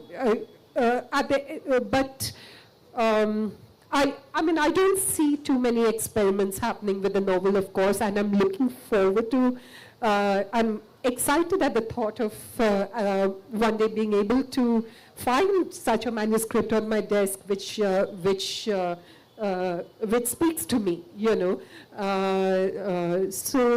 But that said, I must say I'm quite content also and very happy with traditional storytelling, you know, because at the end of the day, I think I mean, if you can experiment without it seeming forced, that is what should matter. At the end of the day, the novel should speak to you, you know, as a reader. You know, you should be able to connect with the characters. You should be able to, you know, see what they are going through, you know, which is also why, you know, what you said about being able to empathize with someone who is a flawed character, you know, that is I think that is one of the most interesting things that a novel does, you know, because it allows us to really go into the most horrible minds, you know, and we find it compelling. With that said, Elizabeth, would there be, on what grounds would you reject a novel based on its theme? I mean, of course, you reject novels every week, I suppose, just because they're not good in terms of craft or it's not developed enough. But when we talk about this idea of empathy, it's good to have empathy, but what is the hard line that you wouldn't cross in fiction, if there is a line, and if you're allowed to reveal it, your craft secret? No, I'm not very sure. I think mainly I reject books which one are very badly written, of course, you know. Two, sometimes I may reject a novel because it, you know, it didn't speak to me, but to the editor sitting right next to me may have loved it, you know. So I think reading fiction is also a very subjective experience, you know. So just because I didn't like it doesn't mean it's not good, you know. In terms of a hard line, I don't think I've reached there now, you know. I'm really happy to be, if the novel is crafted well and, you know, if it goes into the mind of, I don't know, a kind of a character I deeply abhor, I would enjoy that a lot, you know. However, I remember there was this one break that between jobs that I had, you know, where because I was a books editor and I was reading a lot of literary novels, I thought this break was a time to catch up on popular fiction, which I wasn't getting enough of a chance to read. So I picked up Hunger Games, I picked up Game of Thrones, and I read all of these, you know. And I see, you know, with Game of Thrones, I see, you know, how, you know, what's exciting about it. But that was one novel where I told my daughters that I didn't want them to read it, you know, because they were also at an impressionable age, you know. And I think a lot of particularly the sexual content there was deeply misogynistic, you know, and misogynistic in such a titillating way, you know, that there was an enjoyment of it, you know.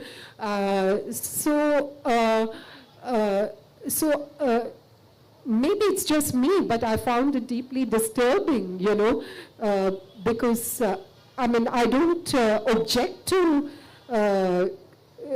misogynistic characters as such, but I don't know, somehow I felt... You don't want them to be then celebrated. It's okay to represent but not endorse. Yes. I think we're almost at time, but again, for the aspiring writers in the audience, I had one quick question for you before we break, is what is a good way to catch an editor's eye? Of course, you're going to say write a damn good manuscript, but what about the pitch mail? What are certain things that you think would really even make you prioritize reading that manuscript that week over the 50 others that you've received? What are the golden words in the pitch mail?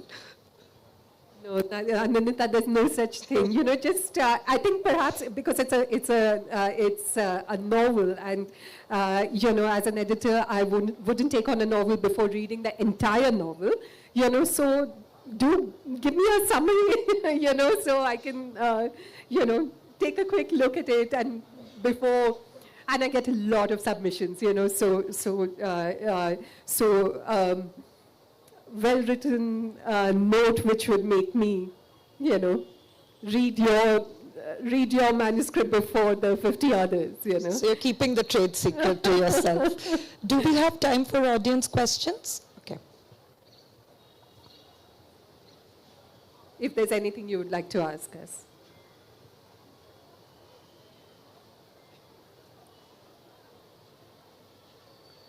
Well, I guess that's great.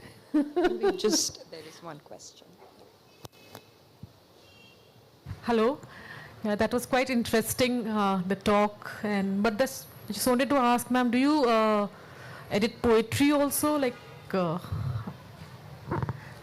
I have a daughter, she's 16 years old, and she's writing poetry, and it's like You know, I must admit that I don't consider myself a poetry editor, but I have, before I joined Simon & Schuster, I worked with Penguin, and I did publish poetry there because there was no one else publishing poetry, you know. So,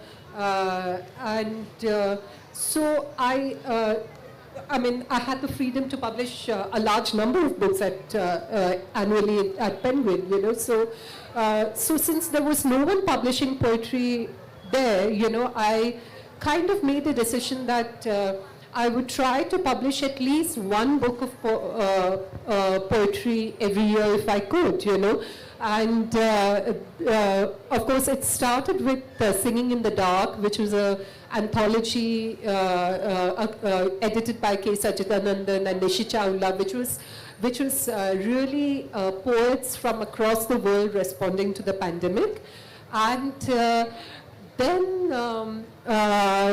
there was the debut solo collection of Avinav Dattarang, which came to me, and I found it very interesting, you know. It's very hallucinatory, and you may not fully understand what each of the poems is, you know, but there's something that makes you read it, and it really moves you, you know. So I did publish poetry as well, but you know, I'm not just an editor now, I'm also a publisher, so I do have to, I do have revenue targets to think about, and poetry unfortunately does not sell, you know, so yeah.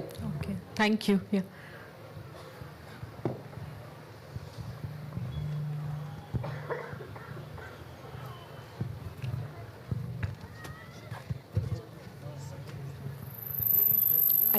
I think we've just covered everything so beautifully that there are no questions, Ellie. But thank you all for being such a lovely audience. And I know you have a flight to catch right now, so. Thanks a lot, Anandita. And I'm really grateful to the Shillong Lit Fest because I've been meaning to read your book ever since it came out, and I said my work doesn't give me much time for reading outside of it, and I'm so happy that I did, you know. And it's a wonderful novel. I would urge all of you to pick up a copy. Yeah. Thank you, speakers, for this extremely insightful session. As a token of appreciation, we would like to present you with a few mementos on behalf of the Shillong Literary Festival. Your nuanced conversation has shed light on the dynamic world of publishing and the artful interplay of fact and fiction in storytelling, leaving us with so much to reflect on.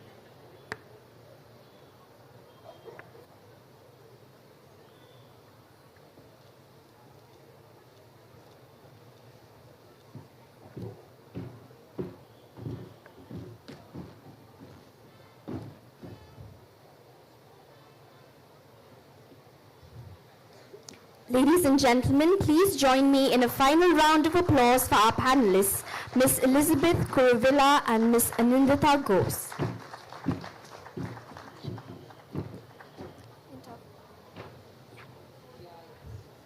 If anyone has any further questions for our speakers, you may ask them at the book signing lounge. Before we proceed to the closing ceremony, we will be having a short interval.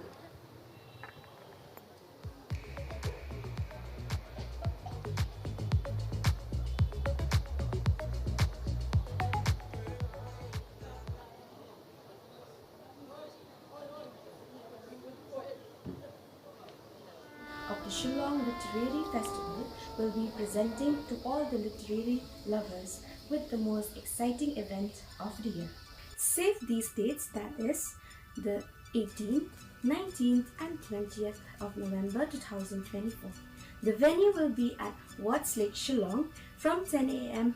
onwards. We will be graced by renowned authors the like of Jerry Pinto, Shobha Day, encompassing non-country and many more. Now let's talk about Shobha Day. The vivacious, proactive and widely read author brings 4 decades of cultural commentary to her work as a novelist, columnist and social chronicler. She had authored 20 books that reflects India's elite society, sexuality and contemporary urban life. If you can recall her famous book, that is Spouse, The Truth About Marriage, the famous Starry Nights, Insatiable and many more. There will also be workshops, discussions, book launches, food stalls and live music, and also special activities by the Forgotten Folklore project. There will be good exposure, especially for the young minds. So please note that there will be free entry for our students with valid school IDs. So please don't miss out on this opportunity as it comes your way. Okay, so see you there. Kublai Shibon Chihizama.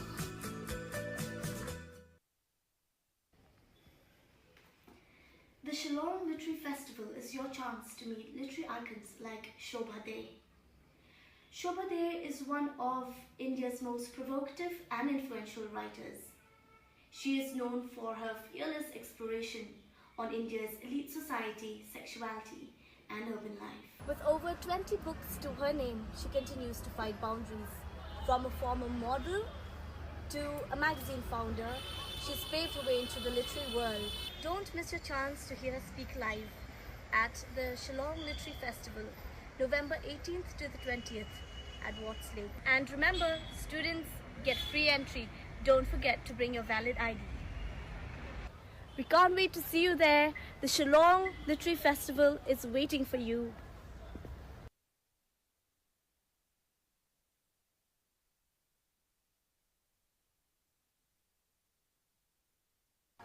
Hello everyone, this is Lang, and today I've got some exciting news for you guys. The Shillong Literary Festival at Watts Lake is happening on this November, that is on the 18th, the 19th and the 20th.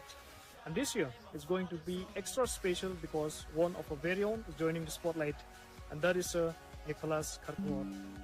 From our very own hills to the big screen, Sir Nicholas is a filmmaker behind Akoni and Mantra. So come and listen to one of the most exciting voices in the Indian cinema. And if your students, tickets are free for you if you bring your student's ID. So what are you waiting for? Get your ticket now and we'll see you there.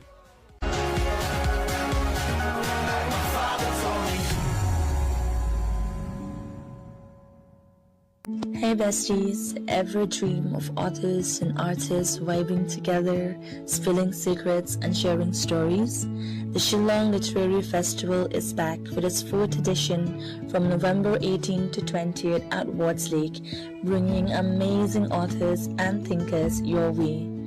I'm especially pumped for Sabir Hussain, a former journalist, adventurer and author of 2 motorcycle travelogues.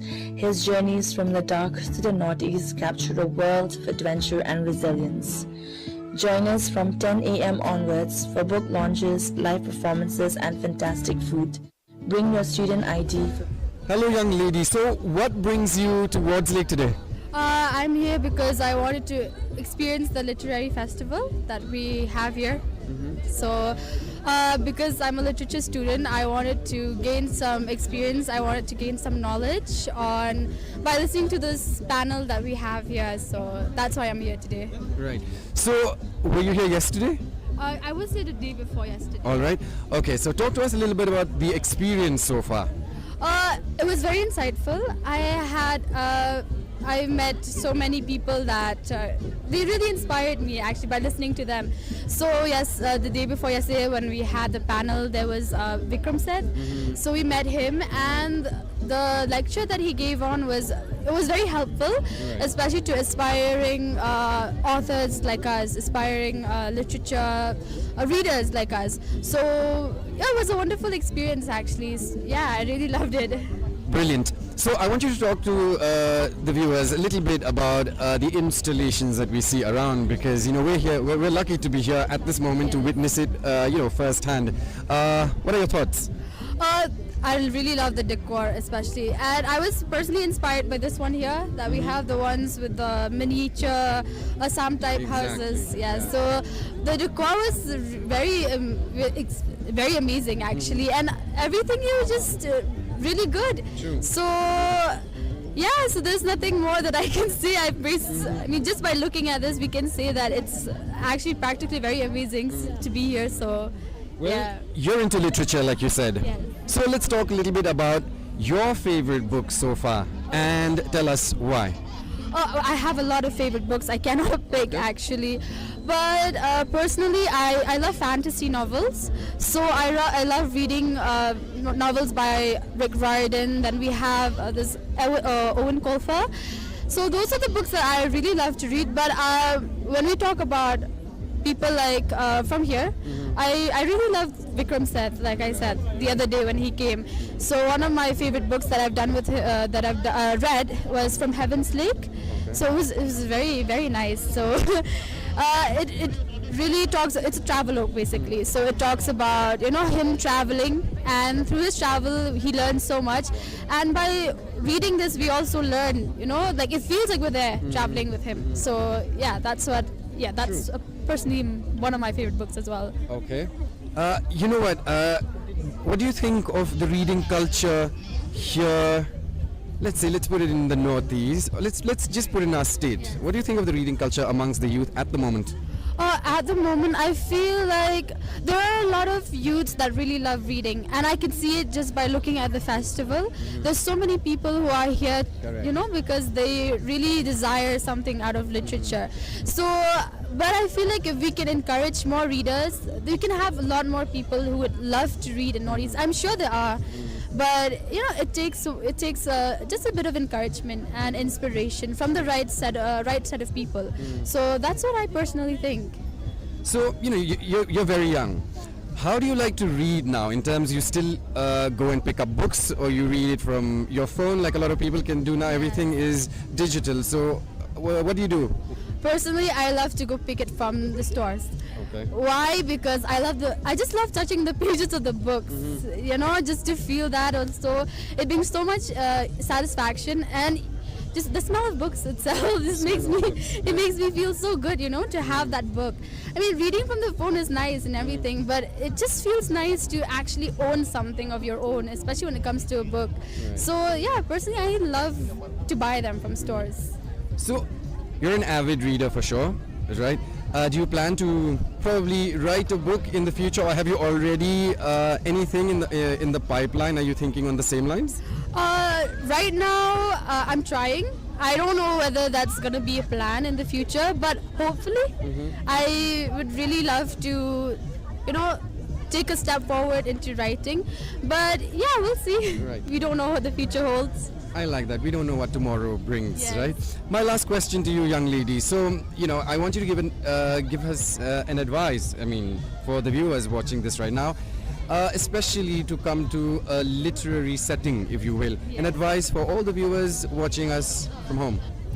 My advice is, if you have the time to actually visit a literary festival, do it, because you will get inspired by by the number of artists, by the number of authors who come and speak here.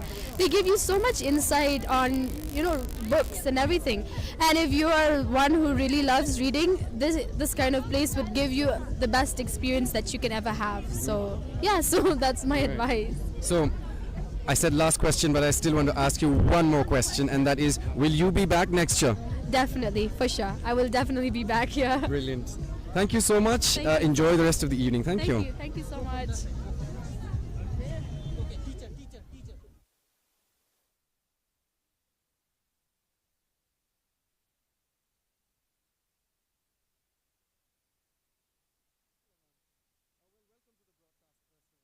Shillong Literary Festival happening from tomorrow, November the 18th till the 20th at Wardslake has it all.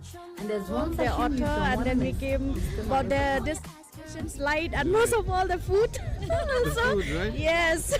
So, were you here yesterday, or this is the first day that you've come? All right. And what do you do, ma'am, if I may ask you a personal question? I'm a teacher. So, what do you think of the literary festival, its significance, especially to the students, etc. How do you think this can shape the literary world, if you will? I feel this is a very good opportunity for the students. Why? Because having this kind of a festival, it promotes like the interests of the students. Like when they come there, I saw they were sitting, and I saw there they were talking about the author and the books and all, and then it makes the students very. I have a student in St. Edmunds. I'm not from Edmunds actually. But before she was in my school, so she's very good in literature. So I don't want to say her name, but I saw her today here. So that's why it made me feel that my student, she came here for what? It is to find something here. I agree. And then to show her like ability here, something like that. So it's very good. It's a good platform for the students actually. Right. And they What came about you, to ma'am? know also about so many authors, like for those who bring the books with so many, like we can say literature about our own origins from here, or maybe from different parts where they write, and they came to know about that, where they don't put in the syllabus in the school, but they came around here, like the novelists and all these people. Right. It's very nice. So both of you, do you read? Being from the science background, I don't actually, but she's from literature background, and we like being colleagues. We talk a lot about stories. You used to tell me that because she's from Khasi literature, and and then even me also, I like to hear about like Khasi like novels and all. No, so we used to ask. You remember yesterday also I asked about that Latampang and all that. Yes. So like that. Let's hear it from you then. Literature obviously is something that you love. What's your favorite book so far? I know it's a difficult question, but let's narrow down on one book and tell us why. I have so many books actually, because when I say I'm from Khasi background, most of the time I like the Khasi novel. Right. And the novel that struck me most, it's about this. I forgot. I read that, but it's from Vijay Bare Utirot Singh. I really like. It's a drama. It's not actually a novel. That one. It's talk about how this tribute of him, and then how, and we did it in Independence Day. No, in the school. The drama, and it was so good. So good. Yeah. And most of the novel, I like it. Most of it, it's about this people that they talk about the origin of the people. Though it might be a myth, folk tales, folklore, or it might be a fiction. It is nice to talk about to the student about our origin, about those people who have, maybe it's not a real story. Some they are not a real story, but it carries a moral value of our origin and how we can. Thank you so much, ladies, for your time, and have a great evening ahead. Thank you. Thank you. To a magazine founder, she's paved her way into the literary world.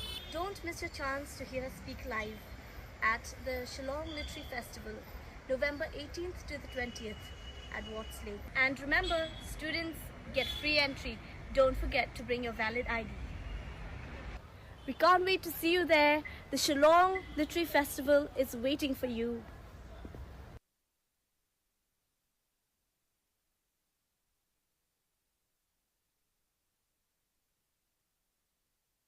Hello everyone, this is Waipulang, and today I've got some exciting news for you guys. The Shillong Literary Festival, Watts Lake, is happening on this November, that is on the 18th, the 19th and the 20th. And this year is going to be extra special because one of our very own is joining the spotlight, and that is Sir Nicholas Karkungor. From our very own hills to the big screen, Sir Nicholas is a filmmaker behind Akoni and Mantra. So come and listen to one of the most exciting voices in the Indian cinema. And if your students, tickets are free for you if you bring your student's ID. So what are you waiting for? Get your ticket now and we'll see you there.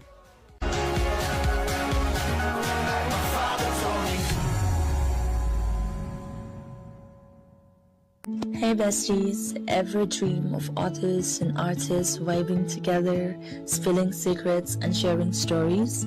The Shillong Literary Festival is back with its 4th edition from November 18 to 20th at Watts Lake, bringing amazing authors and thinkers your way.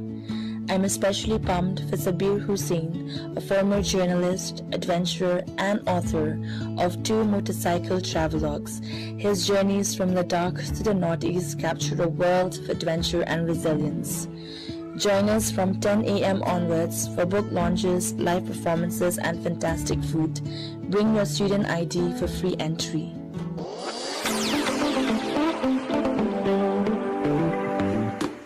The big Bachana Shillong Navingapa Literary Festival, Jan November Chicha Tariko Ye Ho Tarikano Ongen, Yako Shillong What's Leko Atangen. Ya festival mungsumbiga author Vikram Sheth Jan Asutable Bolika ko siachim baksaba ang nagtas hulko mangen. Uni naman Jim Mandelangan.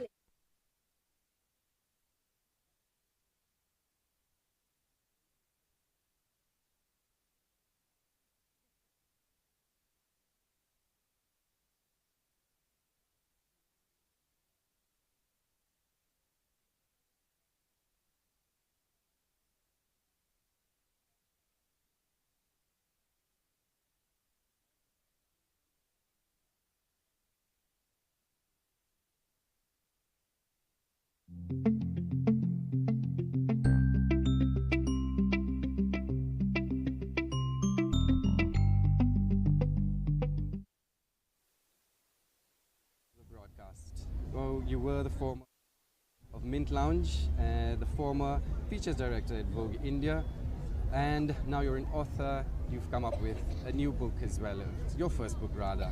What does your job entail? Let's start with the first question. The job of an author? Right. Well, I have a day job as well. So I did quit journalism to focus more on writing fiction. But you know, when you're used to working, it's very hard to just be at home and churn out these stories. So I do have a day job. I work in a global social impact consultancy where I lead communications for the Asia Pacific region. But I think your question more specifically is, what does my job of being an author entail? Correct. It entails a lot of sitting in front of a blank screen, a lot of self-doubt and frustration, and impatience about the process. But then when things do move forward, it entails a lot of joy as well. I agree. So when it's a daunting job to filter stories at the end of the day, right? What kind of stories will get your quick approval and probably hit the magazine? What kind of stories? This can be edited, right? Right. Can this be? I am not editing a magazine now, right? So it's a former job. I don't. Hey, we'll talk about it. Okay. Yeah. Okay. Will you ask me again? Cool. So I was saying, if you're filtering copies and stories can be very daunting. So how do you do it? In the first place, and then you know, when it gets to the magazine, that's the thing that everybody would want at the end of the day, right? How do you do it? So I think every place you work, every magazine, every brand, every website will have its own, you know, needs and tone. So as an editor, what you pick or what makes the cut will change. But what will remain constant for me, whether it's for a magazine or what I do now, which is more social impact writing, is that it has to be compelling. It has to, you know, capture the story in a succinct way, and it has to have a unique point of view. So for instance, you know, 20 people could write about the Shillong Literary Festival if you were here. Correct. And you could write about it in different ways. But what is the story that begins with an interesting and a personal hook that tells you something unique that a regular account will not have? Correct. So it has to have the hook, and then it has to be succinct and give the reader a kind of unique takeaway. All right, well, let's talk about your book, The Illuminated, which implores themes of women's autonomy and social power structures in the contemporary world here in India. What was the inspiration behind the book in the first place? So The Illuminated is, at its very core, a feminist book. It's a book about a mother and daughter trying to find their own light. So they are the illuminated after this male figure, the father or the husband figure, kind of, who's a very successful, gregarious person that both of them love. He dies on page 1. So it's really about women's search for identities, women's search for their, for being able to write and tell their own stories. Right. So what's your writing process like? Do you have like quirky habits, or how does it work for you before you jump into writing? So one of my favorite novelists, Jonathan Franzen, he says something that I really hold dear, that no writing that is any writing that isn't the writer's personal terrifying journey into the unknown is not worth anything. So as a novelist, while you do have a brief, you have an idea of what the plot is, what the characters are about, sometimes you know what the end is. You really have to be open to the process of letting the story shape while you're writing it. You can't go in with a very preset view.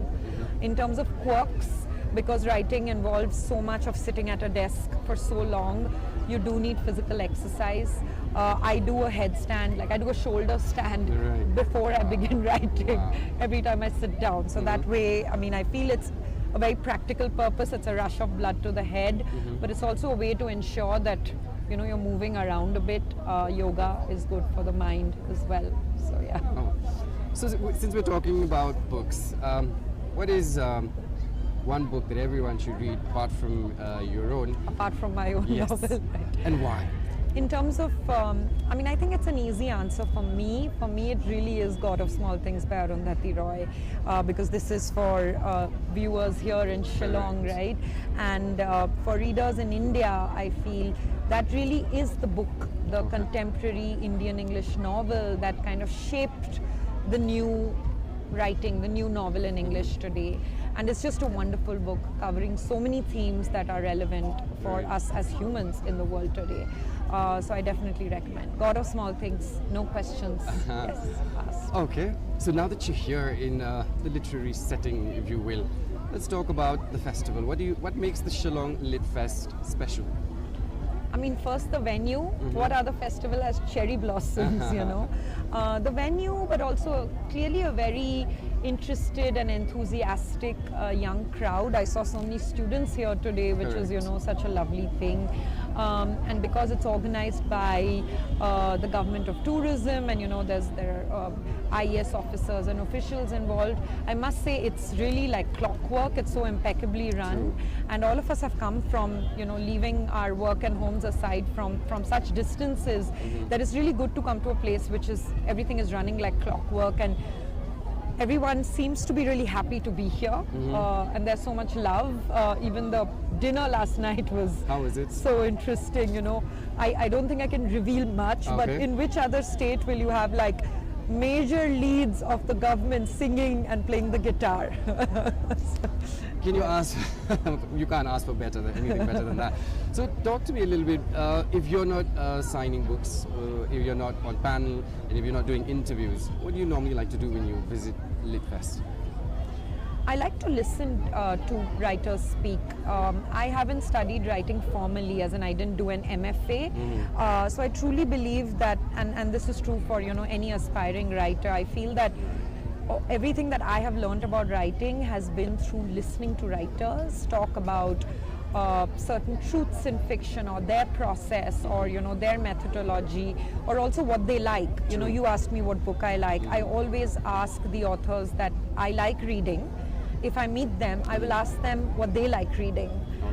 So I think just listening to writers, reading interviews with writers. Paris Review does these 10,000 word articles on them, is very good. So I definitely I love listening to writers, and I, more than even them talking about process, it's very special to hear a writer read their own work.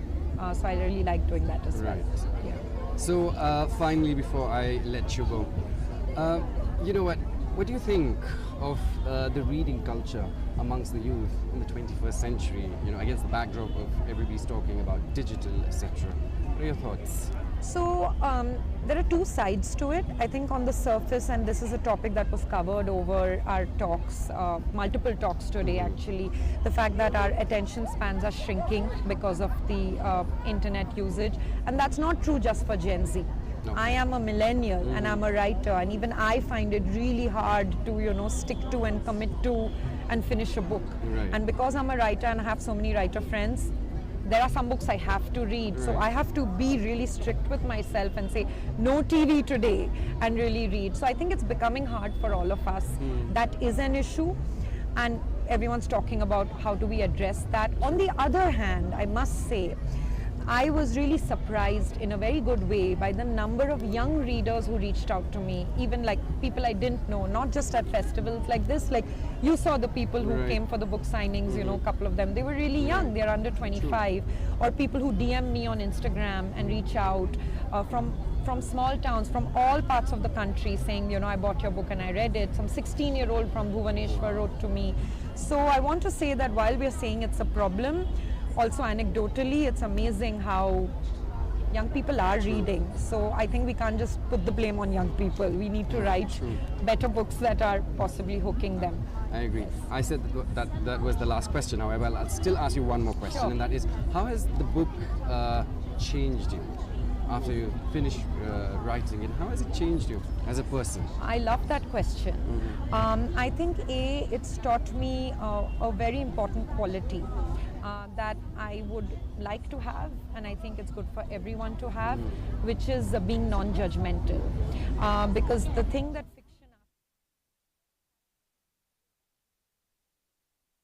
we proceed, let's take a moment to welcome our esteemed guests who have spared the valuable time in being here with us in this closing ceremony. We would first like to felicitate our esteemed state guest, His Excellency Farad Sunel, Ambassador of Turkey, with a special memento by the government of Meghalaya. These mementos will be presented by the Director of Tourism, Cyril V.D. Dengdo, IS. Let's give a warm applause, please. Also, the memento is being presented by our Honorable Minister, who gifted him with a special memento, and the Rindia is given by our Director.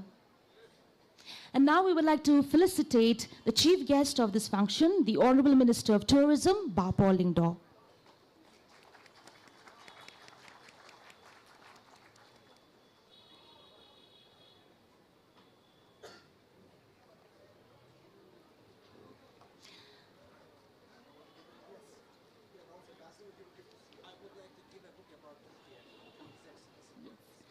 Well, it is also a privilege to have His Excellency, Mr. Farad Sunel, Ambassador of Turkey, to gift something special to the Honorable Minister of Tourism. And this is a book about Turkey.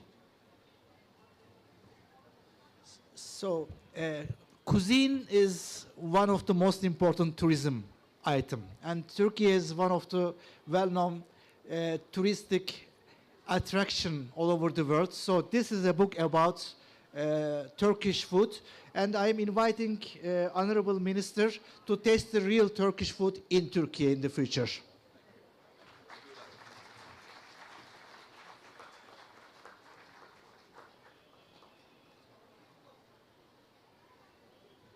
Well, thank you so much, sir, for that. And we definitely hope that we'll see the Honorable Minister visit Turkey in the near future.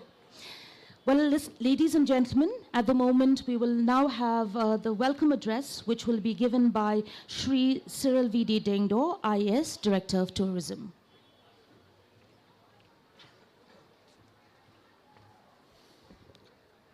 Thank you very much.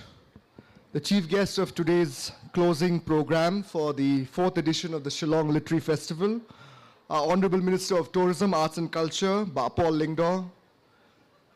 Our special guest, His Excellency, Mr. Farad Sunel, the Honorable Ambassador of Turkey to India, all the other distinguished dignitaries who are part of this closing ceremony, distinguished authors, moderators, ladies and gentlemen, students, friends from the media, and everyone present here today. It's a great honor to be here at the closing ceremony of what has been, till date, the most successful edition of the Shillong Literary Festival. We have had, over the last 3 days, a record number of people who have come to this festival, so indeed it's a matter of great joy.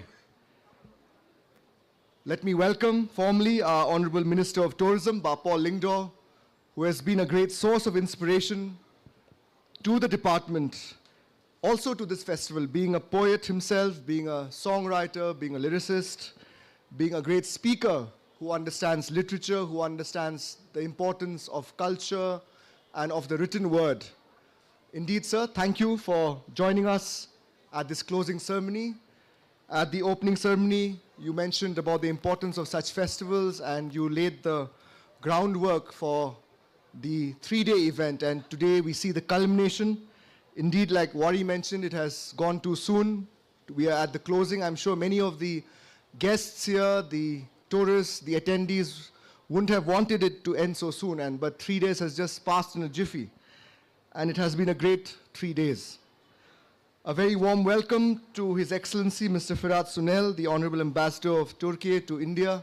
Thank you, sir, for your presence here at the closing ceremony to deliver the keynote address and for accepting our invitation to be with us here today. Your presence adds a great meaning to this festival. Indeed, your session in the morning where you spoke about your book had gone down very well with the audience, and I'm sure your words have inspired many young writers to find the time, as you mentioned, with your busy schedule and the many hats that you wear. If you can write, I'm sure others can also take up inspiration to write. Indeed, our Honorable Minister is also, a full-time politician, but he finds time to write poetry, to write songs, to perform.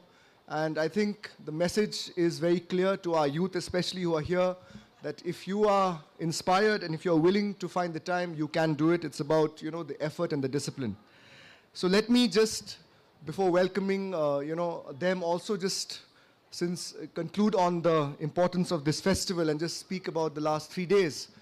I think there can be no greater compliment to the festival than what Shobha De mentioned, the great author. She said that this has to be the prettiest festival in the world. She was quoted by Times of India in an article yesterday, and I think that is really true. For many of you who have come here, you see the beauty of this place, the joy of this place, the cherry blossoms, the light, that bridge, and all of that. It really creates the right atmosphere for a literary festival. And the festival has, as I mentioned, been a great success. We are thankful to each and every one of you, from our minister, from Honorable CM who attended it on the inaugural day, our Honorable Tourism Minister, His Excellency, all the other authors. On behalf of the Government of India, let me personally thank each and every author, each and every moderator, each and every participant. I can't name all of you. You know who you are. We thank you for your presence, which has really added to the success of this festival. Without your presence, this festival wouldn't have been a success. So thank you one and all. And indeed, we look forward to having you at the next edition of the Shillong Literary Festival. Until then, please enjoy whatever is left of the festival. There's a play that's going to happen from St. Edmund's School, so I'm sure all of you are looking forward to that play. And we are looking forward to the keynote address of His Excellency, the Ambassador, and also the closing address of our Honorable Minister of Tourism. So once again, we welcome the dignitaries on the dais, welcome all of you off the dais, and indeed wish you very well. Thank you for your support for this year's edition, and look forward to your continued support, to your continued patronage, especially of the media also, of Doordarshan and all the other news channels, print and electronic media, who have really done a great job of covering this festival, both the local media and the national media. Your word is as important because you take this festival out to others who have not been able to come to the festival, and indeed spread the good message and the great word that Shillong is buzzing, Meghalaya is buzzing, our youth are keen to read, keen to write, keen to participate in such festivals. And it's a great joy for us in the department and the government that what we are doing something right because of the support and the love that we receive from all of you. So with these few words, I thank everyone once again, and I wish all of you a very good evening. Thank you, Kublai, Mithila, and Jai Hind. Well, thank you so much, sir, for that warm, welcoming address. Ladies and gentlemen, up next is a special performance by Toshan Nongbet, an artist known for his evocative power in music. Today he brings to us an operatic piece that promises to captivate us all.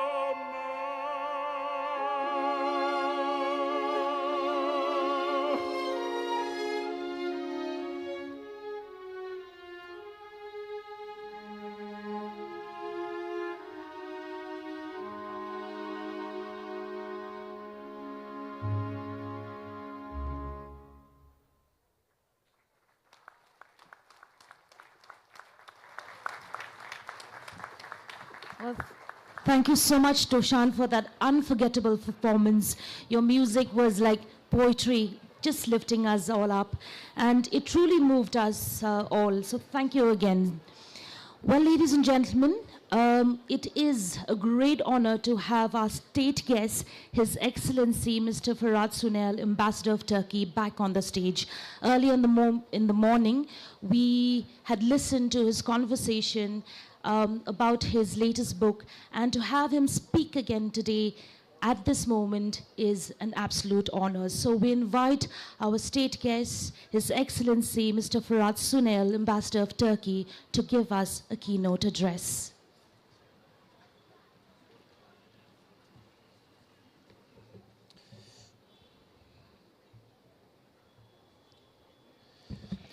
Honorable Minister Bao Paul Lingdo, Chief Secretary of the Government of Meghalaya, Ba Donat Wadlang, Excellencies, distinguished guests, ladies and gentlemen.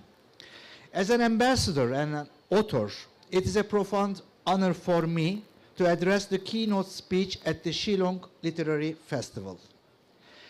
As we navigate a world of increasing globalization, where societies are more interconnected, yet often more divided, the importance of cultural diplomacy cannot be overstated. Cultural diplomacy builds bridges between different cultures and peoples. It fosters mutual understanding, trust, and respect between nations.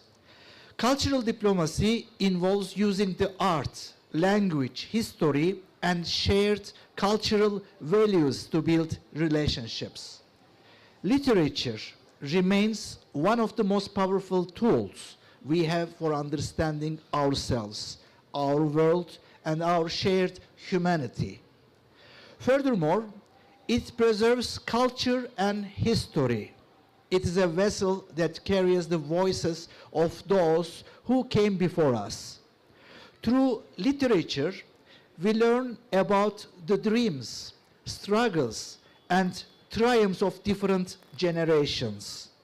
It allows us to hear voices that have been marginalized or silenced in official histories.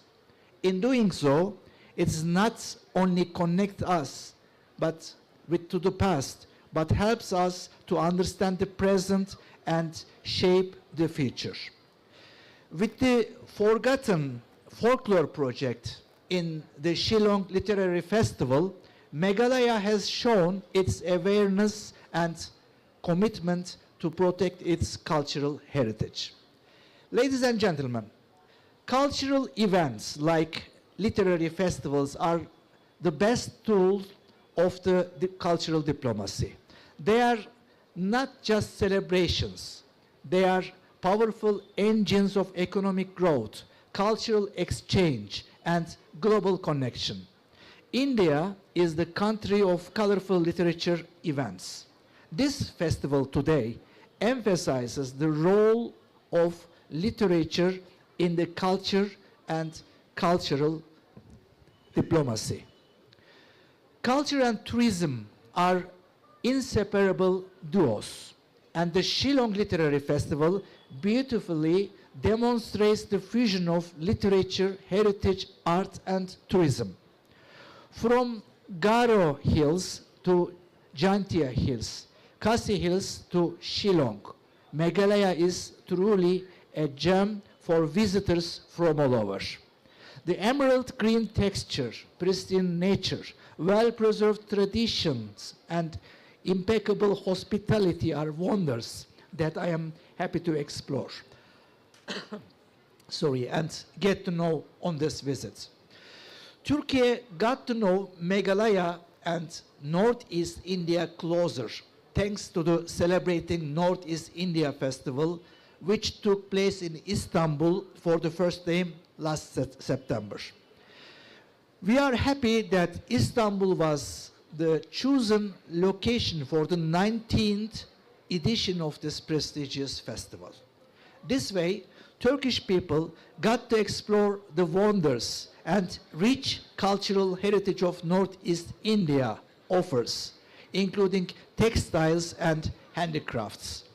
The Turkish audience got captivated by the traditional dances and songs that showcased the region's vibrant cultural tapestry. Turkey is a country of textile production. So the fashion show, which featured traditional and sustainable textiles from various Indian states, including Meghalaya, also attracted a lot of attention. Celebrating North in East India Festival was among the biggest event on India in Istanbul. I am grateful to see its contribution to our people-to-people relations and extend my thanks to the Meghalayan government.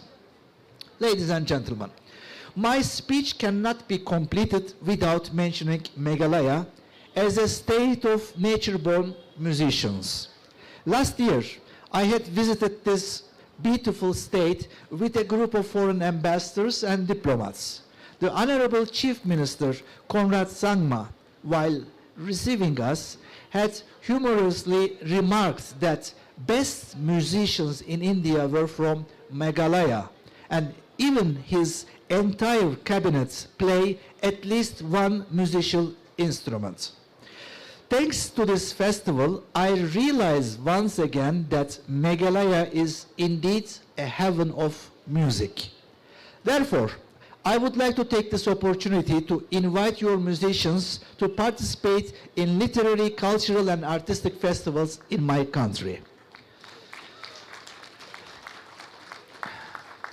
Literature is the art of storytelling, and this beautiful state, Meghalaya, with its rich history and tradition, hospitality, unique nature, and of course, with its musician, has a lot to tell. I would like to express my sincere gratitude for your warm hospitality. As an ambassador, I am confident that this event will serve to explore new avenues of our relations. And as a writer, I am sure that this beautiful state will inspire my novels in the future. Thank you very much.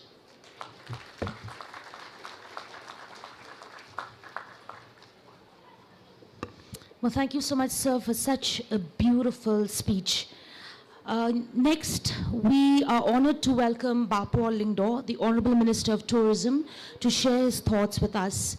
May I mention that our beloved Tourism Minister, being a true lover of the arts, has always been present in all these 3 days. So to get the opportunity to listen to a speech by him will add more depth to an interesting day. So, sir, it is our privilege to ask you to share a few words with us.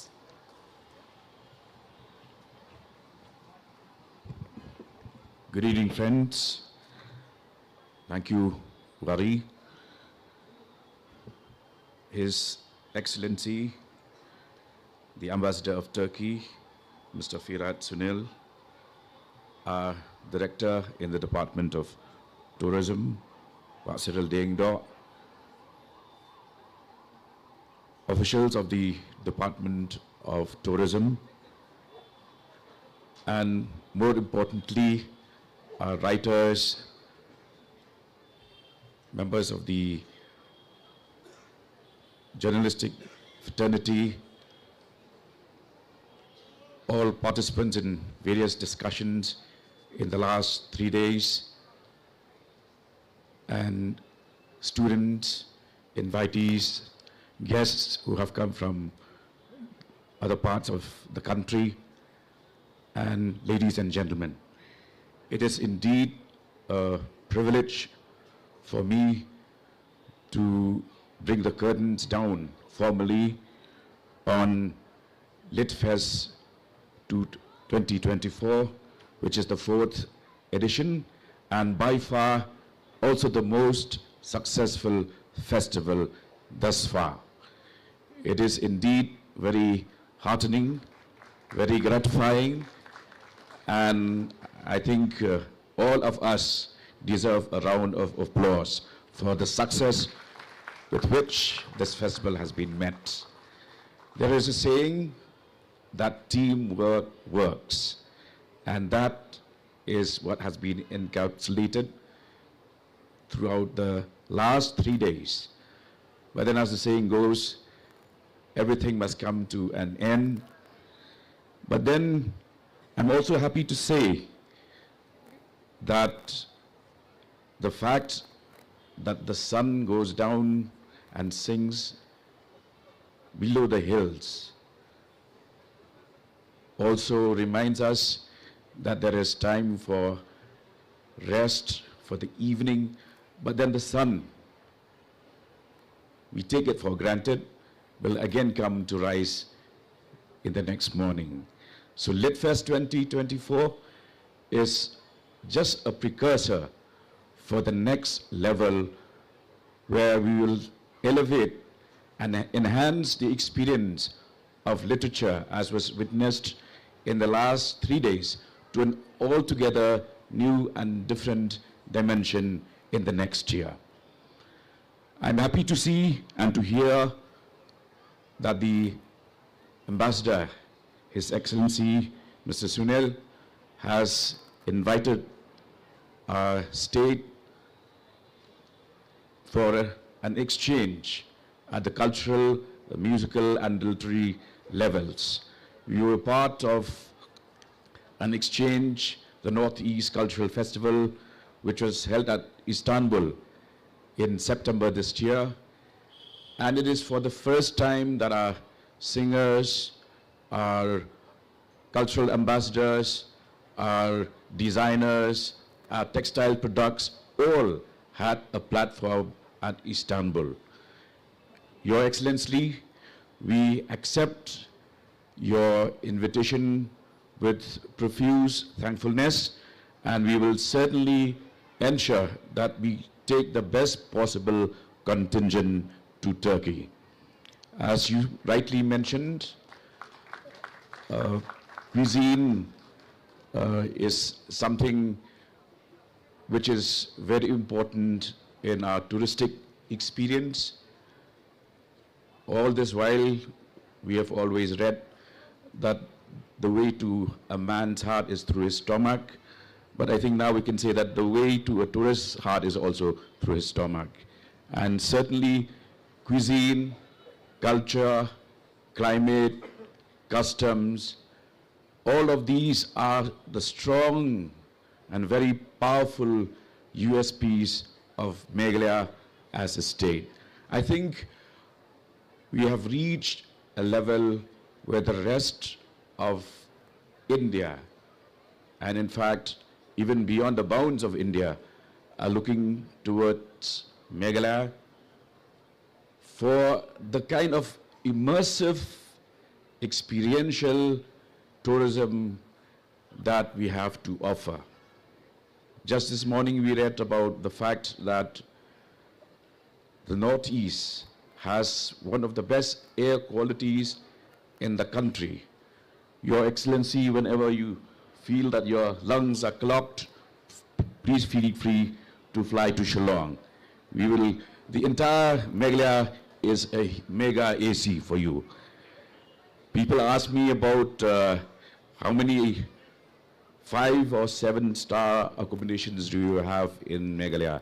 I keep telling them, we have a couple of 5-star hotels in Shillong, but then the rest of the homestays, you just need to step outside, look up to the skies, you will see not 5, not 7, but thousands of stars.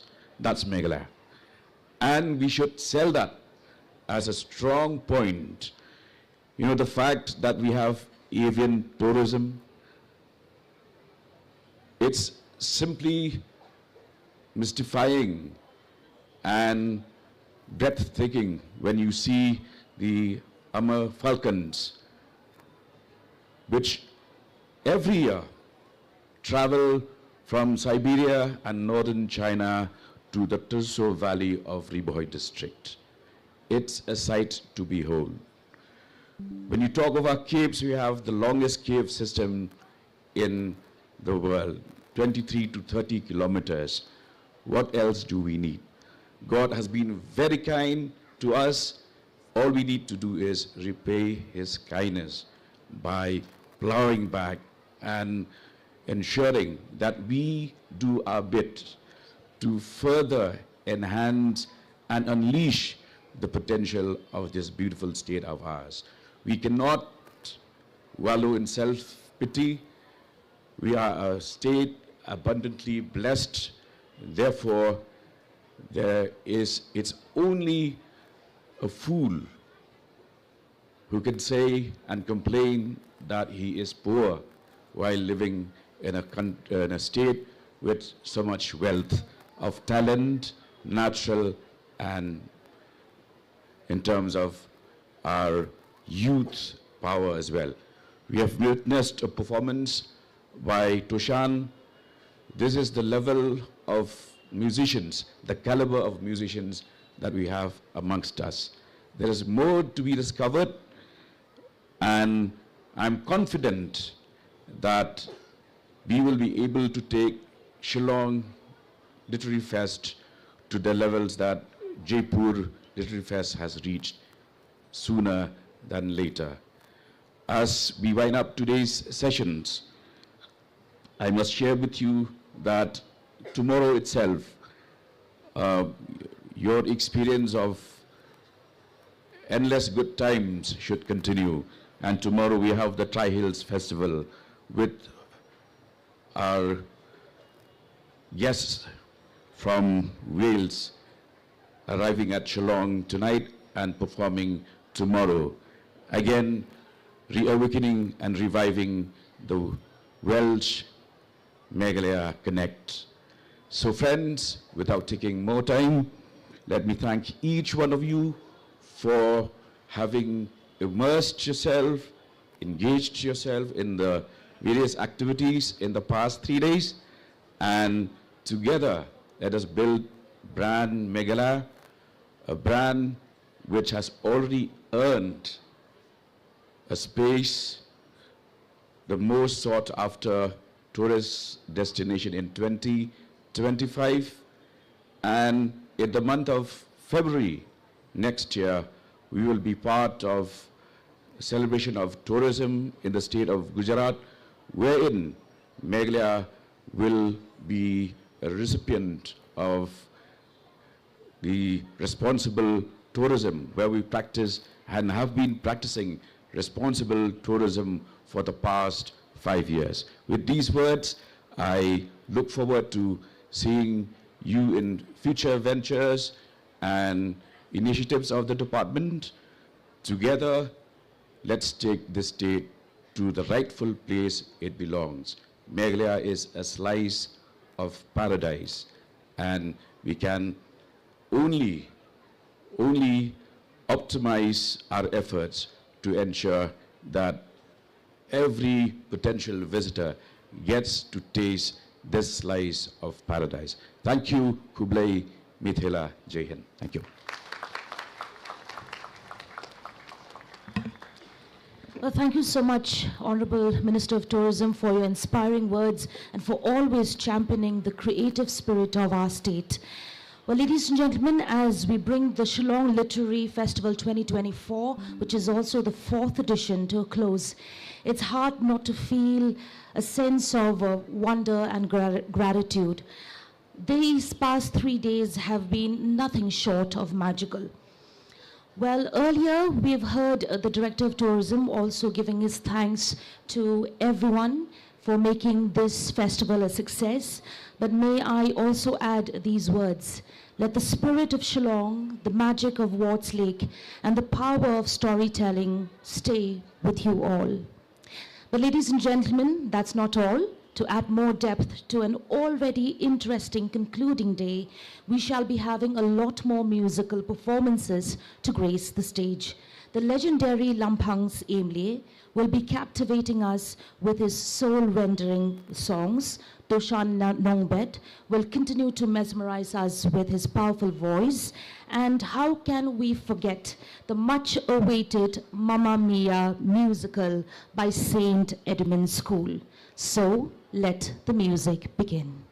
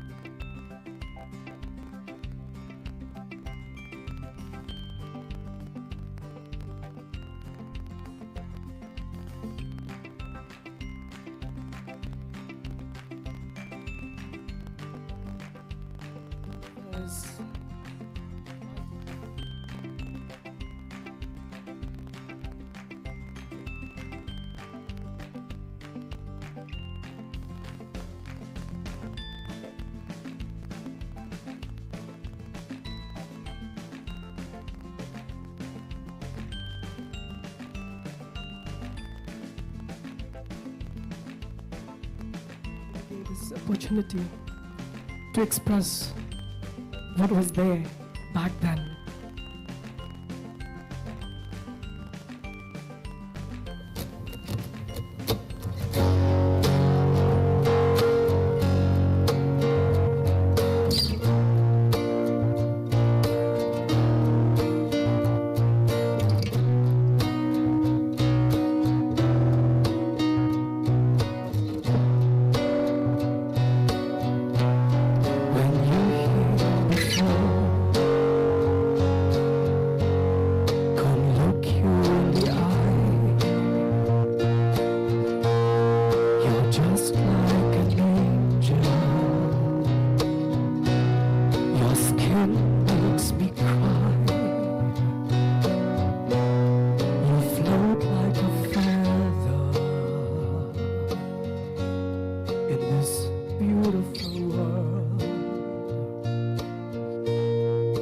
You're so special. I wish I was special, but I'm a creep. I'm a widow. What am I doing here? I don't belong here. I don't care if it hurts. I wanna have control. I want a perfect body. I want a perfect soul. I want you to notice when I'm not around. You're so special. I wish I was special, but I'm a creep. I'm a widow. What am I doing here? I don't belong here. Oh, oh, he's running out. He run.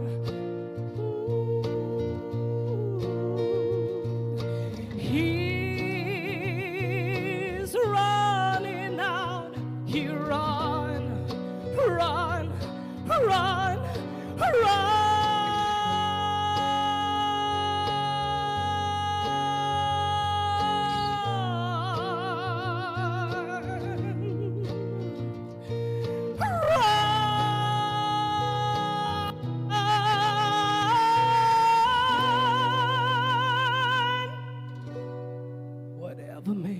makes you happy. Whatever you want, you're so special. I wish I was special, but I'm a creep. I'm a widow. What am I doing here? I don't belong here. But you know what? I do belong here. Thank you so much.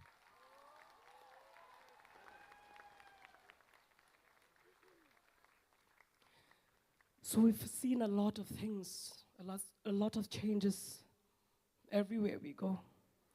There's a lot of drugs. There's a lot of alcohol. There's many, many other vices that our youth have been suffering. And through literature, through books, through music, I hope it will lead us somewhere. And right now, I would like to dedicate this song to someone out here who's lost, who wants back to come home. This is a song from the movie Les Miserables.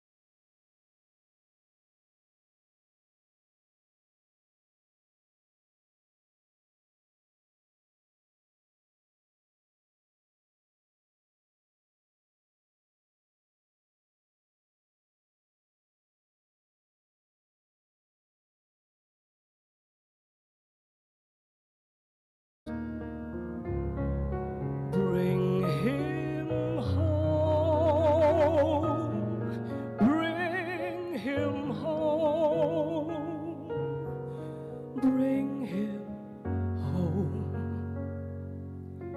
He's like the son I might have known if God had granted me a son. The summers die one by one, and soon they fly on and on. But I'm an old and will be gone. Bring him peace, bring him joy. He is young, he is only a boy. You can take, you can give. Let him live,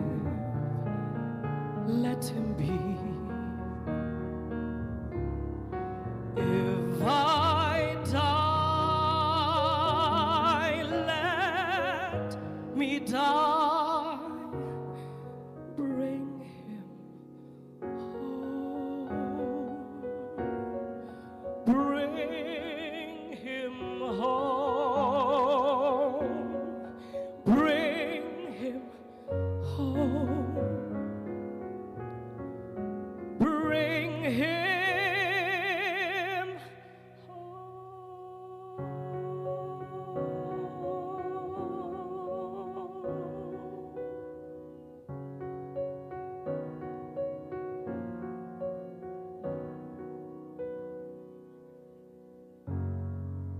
Thank you so much.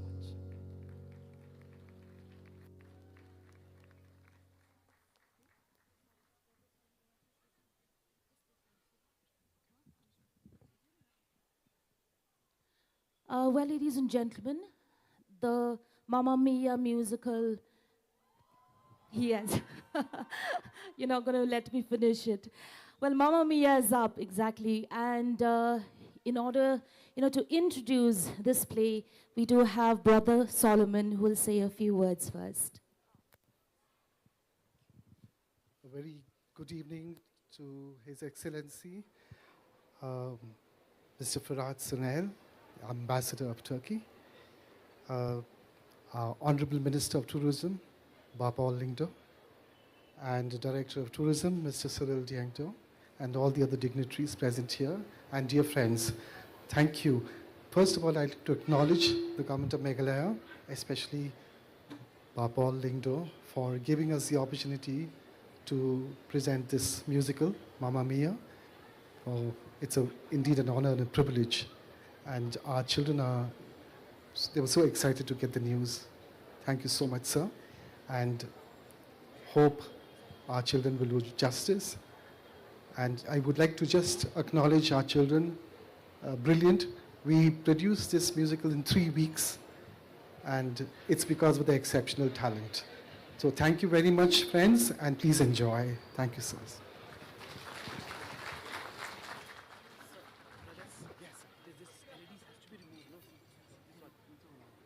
ये दोनों मैंने Kenneth को बोला निकालने के लिए निकाल दूं ना निकाल दूं ना ठीक है आप जाइए you can be ready. So who will have to be right to somebody here?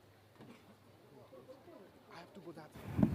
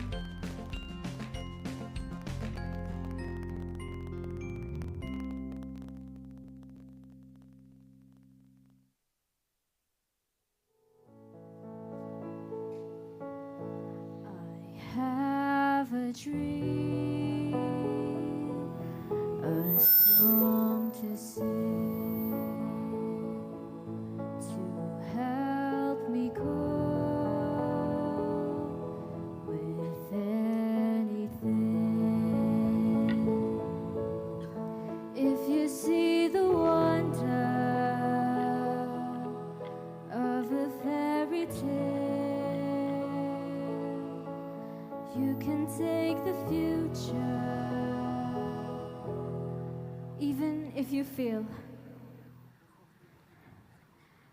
Sam Carmichael,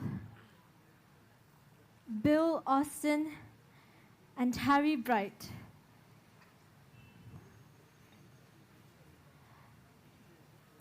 Good luck.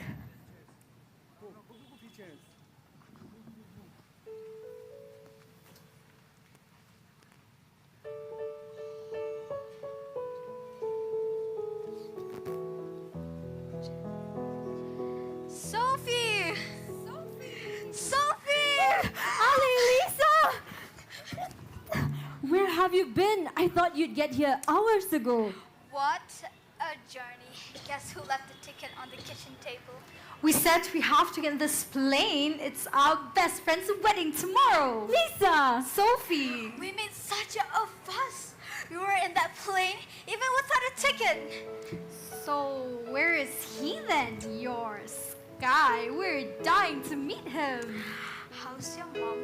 I bet Donna's going nuts over this wedding. Yeah, well, listen.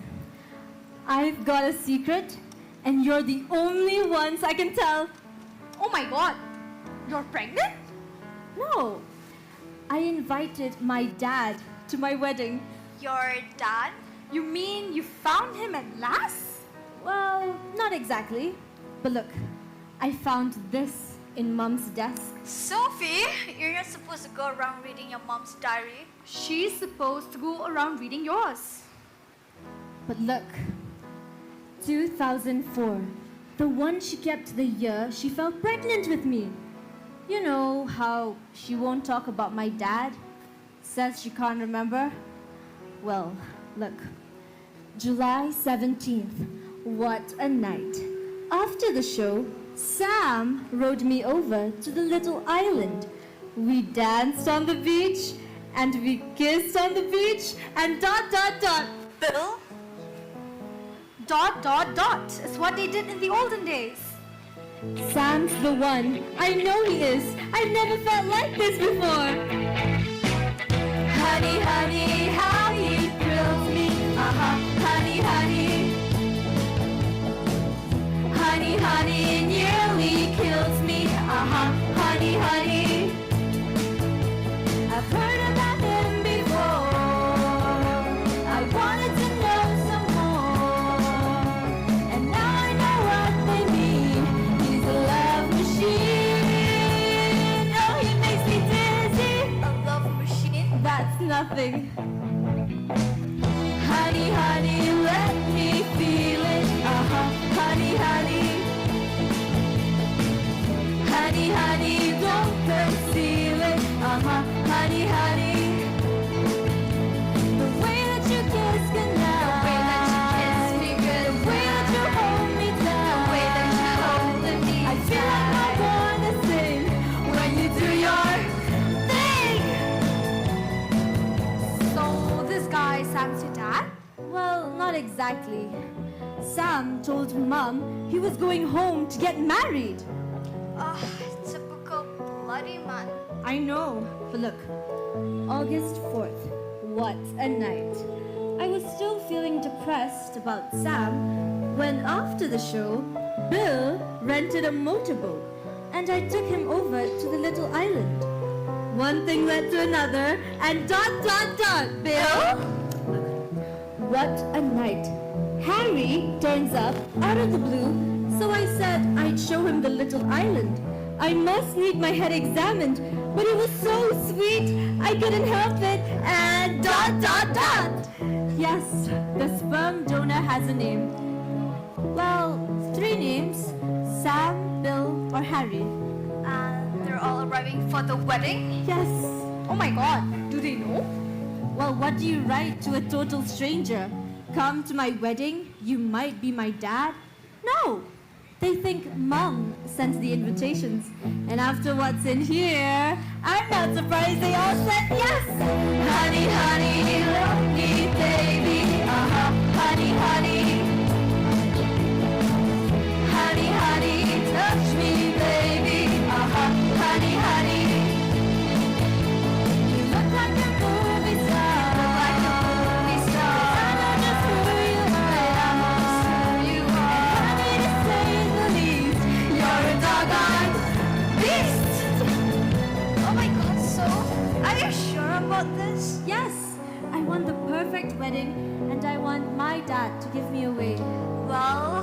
just hope it's a wide aisle. But you've got to keep Mum out of the way. She mustn't know what I'm doing. She's bound to find out sooner or later. Well, I'm not having Mum frightening them off before I've gotten to know them. And with any luck, I'll know my dad straight away. Yeah, and what if you don't? Then I've got 24 hours to find out. Honey, honey, how you thrill me. Honey, honey. Honey, honey, nearly kills me. Honey, honey. I've heard about you before. I wanted to know some more. And now I'm about to see what you mean to me.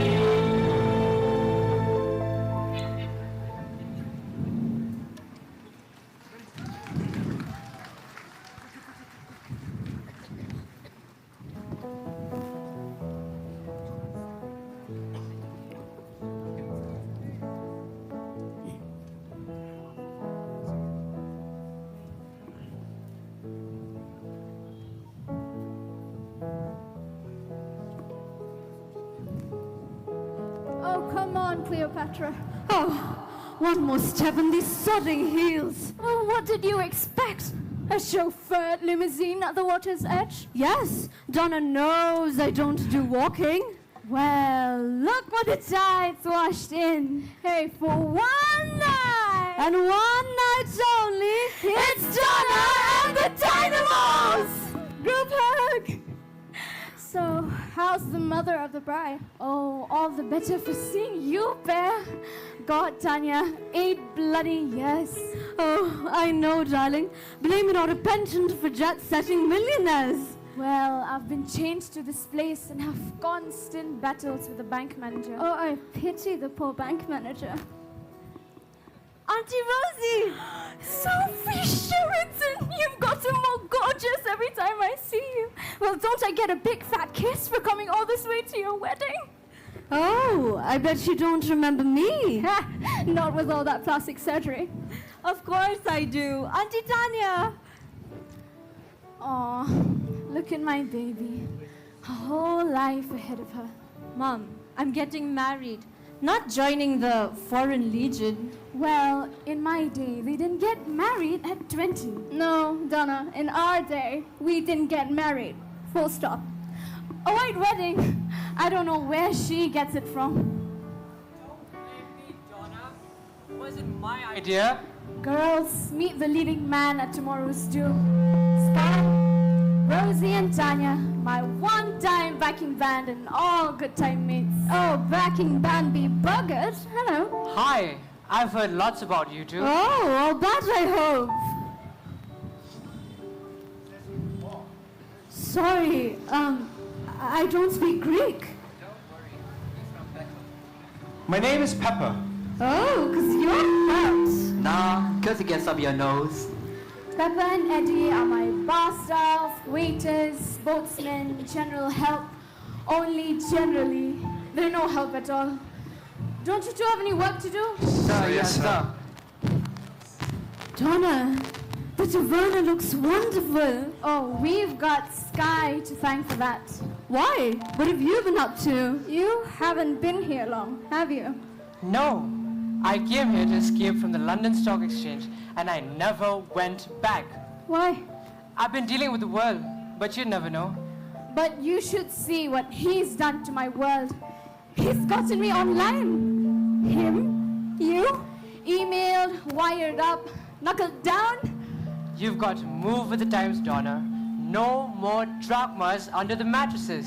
Yeah, just invent me a machine that'll make the beds. You'd still run behind it and do it all again. I know you, Mom. Are you joking?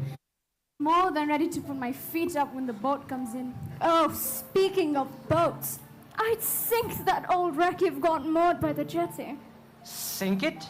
Well, it's a bit of an eyesore. Well, that eyesore is going to be my floating casino. What? Sky and Eddie are transforming it into a millionaire's paradise. Gambling under the stars. sailing around the islands. Gambling millionaires. There might be a few of your ex-husbands aboard, Tanya. Oh, don't think so, darling. Didn't leave them their millions. Well, this is going to be my jackpot, girls. I need a break. I need a holiday. I've been running this place for 15 years and I've never had a day off.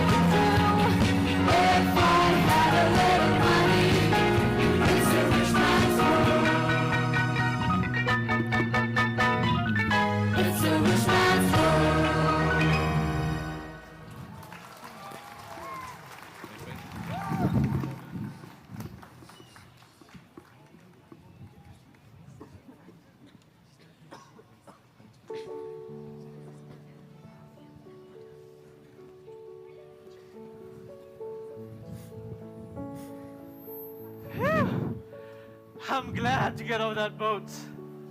Oh, that was nothing. You should try a kayak in Okinawa swamps. I read your book, A Bloke in a Boat in Botswana. Oh, thanks. I heard I sold a copy somewhere. Well, travel books are my passion. A distraction from the horrors of the London Underground. Do you guys want to hear something really interesting? Do you see this taverna? Well, I'm rather impressed. I remember an old goat herd here. I was dreading bedding down with the goats. Oh, give me goats over camels. There was this one time in the Kalahari and the sun was beating down on us. All right. Sorry to spoil the travel log, Indiana. See, well, the point is that this is my taverna. I built this. Well, I designed it. I drew up the plans why it must be 21 years ago. I can't believe she's actually gone and built the bloody thing. Who? Donna. Who else? Yeah, it was something I had scribbled on the back of an old menu. I had no idea she would go Wait, and... hold on. How do you know it's yours? Well, buildings are like babies. You always know your own. Oh, I don't know much about babies. I've been living out of a rucksack the rest of my life. A happy wonder, eh? Do you think this island would inspire some prose, perhaps? I hope so. When I get back, I hope to sell my editor a piece on childhood haunts revisited. Were you born here? No, I was born in Mesatitville.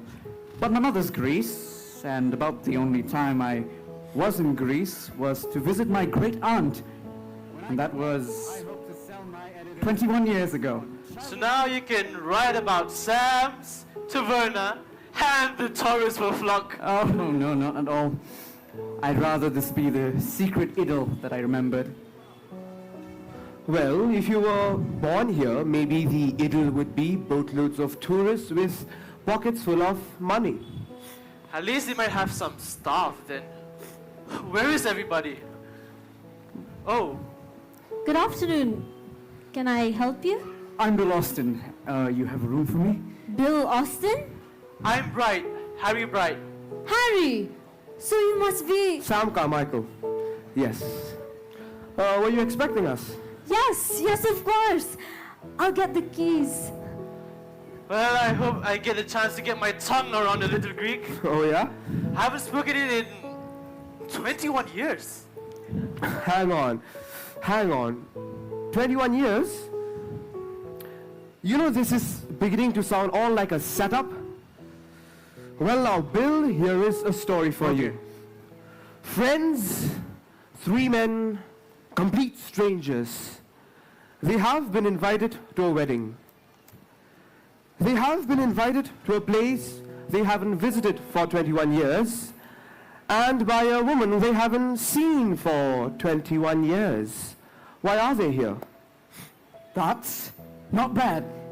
Hey, Harry, what's your excuse? What's torn you away from the banks of England? Is this an interview? Well, for me, Donna's invitation brought back many happy memories. Gordon Bennett? Is that a coat? No. Oh dear. I know this guitar. Come here. Ha! HB Headbanger. That's what they called me back in those days. And DS Donna Sheridan. I bought this for her. 10 quid and a Jolly Rotten t-shirt. So now, who says I'm an unadventurous old stick in the mud? Who says that? My other half. Perhaps a fast car and a season ticket to Chelsea isn't enough for some people. They want the Great White Hunter too. I can do spontaneity. Alright, that's why I'm here. Donna knew my wild side. I was on my 6th form trip to Paris, and I just followed her to Greece. Spontaneously. Hang on.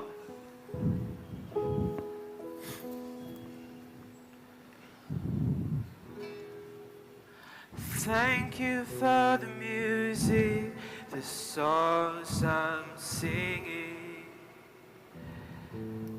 Thanks for all the joy they're bringing. Who can live without it? I ask in all honesty. What would life be without a song or a dance? What are we? So I say thank you for the music, for giving it to me. You're Donna's daughter. Yes, I thought you looked familiar. So you're Sophia? it's just Sophie. Well, Sophie's pretty. I had a great aunt named Sophia. I'm named after Sophia. Where's Donna? I want to see her. I want to thank her for inviting us. Yes, it was very kind of her to remember us. No, you mustn't. You're a secret. I sent the invitations.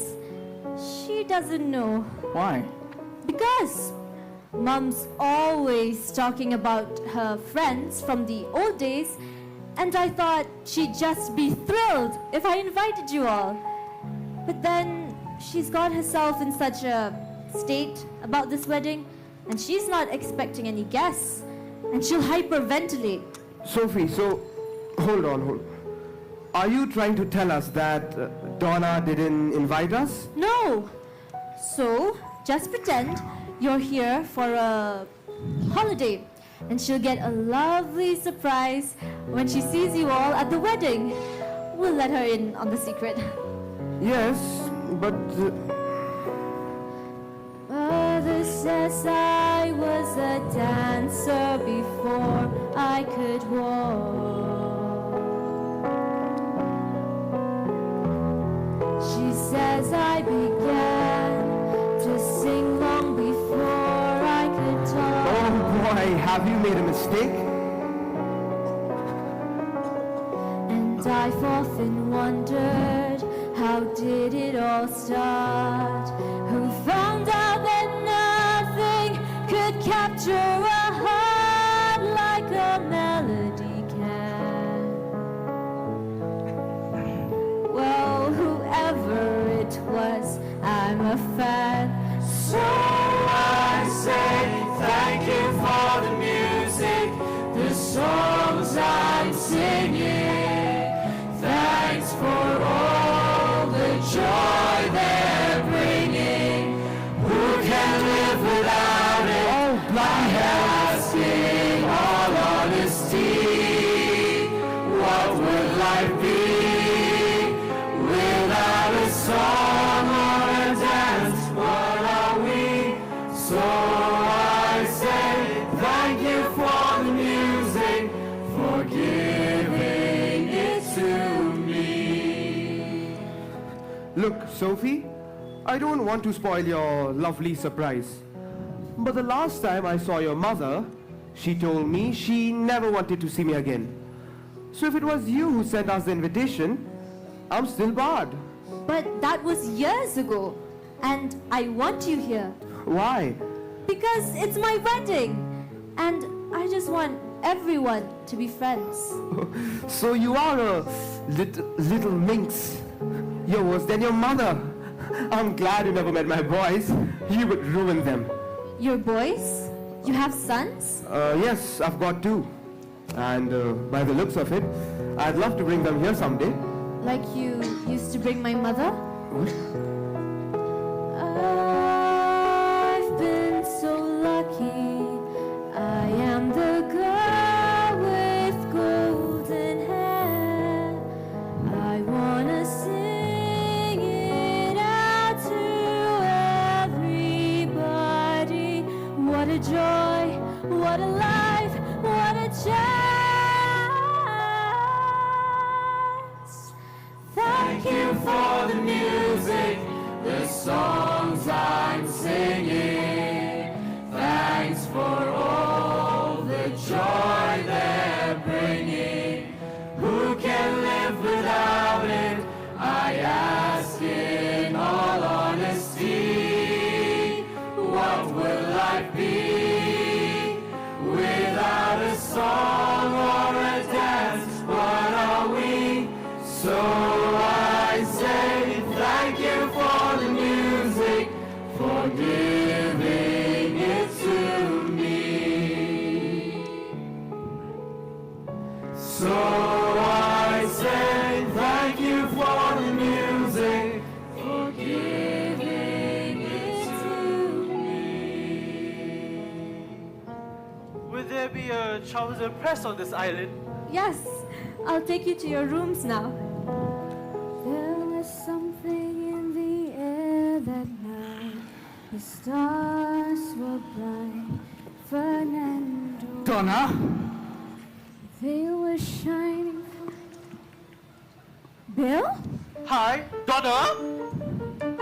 Harry? Hi.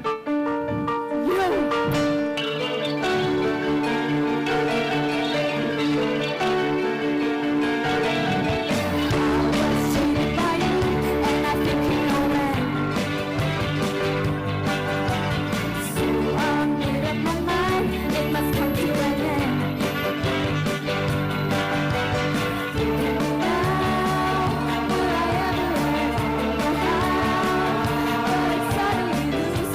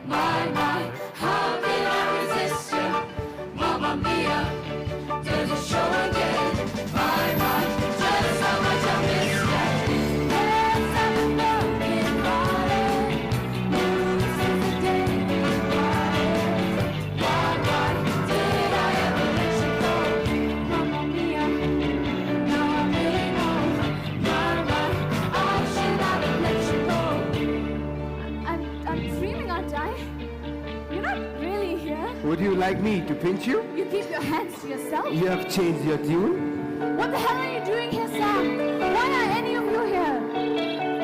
Sorry. I'm just amazed to see you all. Well, I'm here writing an article for a magazine. And I'm here for a spontaneous holiday. And I thought I'd just drop in, say hi. Shame. We don't have any rooms. It's that time of the year. Just as well I booked ahead. Well, this is so inconvenient. How come? Because one of the local girls is getting married tomorrow. And I just don't have the staff to cope with you all. You'd be so much more comfortable on the mainland. Oh no, not at all. Bill here's used to roughing it. An old headbanger over here is the last word in spontaneous. What about you? Me? Well, I came back to see this island and... Well, I'd love to stop and chat and chew of old times. But I have to go clean out my handbag or something. Well, age does not wither her. I was expecting a rather stout Dimitri. Nope, she's still Donna. Just one look and I can get everything. One more look and I can get everything. Whoa, whoa, mamma mia, here I go again. My, how can I resist ya? Mamma mia, does it show again? My, just how much I miss ya. Yes, I've been pumpkin high. Blue since the day we parted. Why did I ever let you go?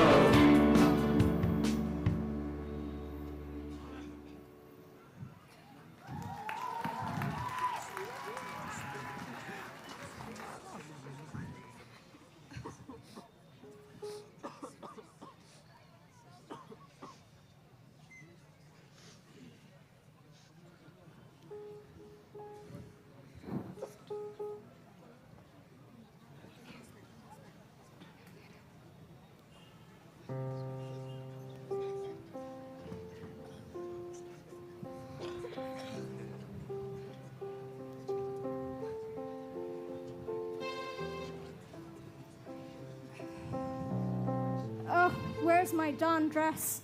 Well, let's see what you're wearing for the wedding then.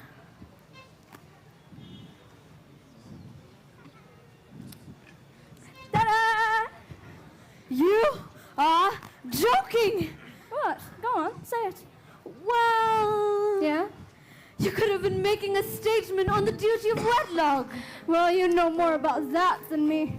Oh, darling, you'll meet your Mr. Right. No, I have. Well, I did. Now all they want to do is settle down and have babies. Yeah, no thanks. No, children can become such subversive little sods.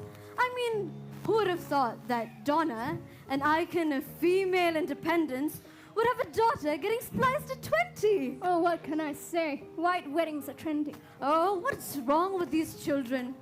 Do you remember those t-shirts we used to wear? Marriage is an institution for people who belong at an institution. Girls nowadays, they seem to think that a woman's greatest achievement is getting a man. Tanya, you had 3 husbands. Darling, I rest my case.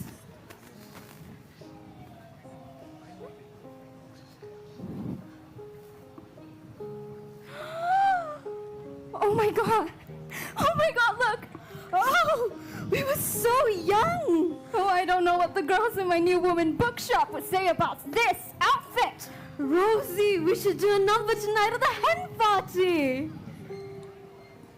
Well, I'd have to let out the seams first. Well, where's Sophie? I haven't seen her. Why? I must find her now. Ta-da!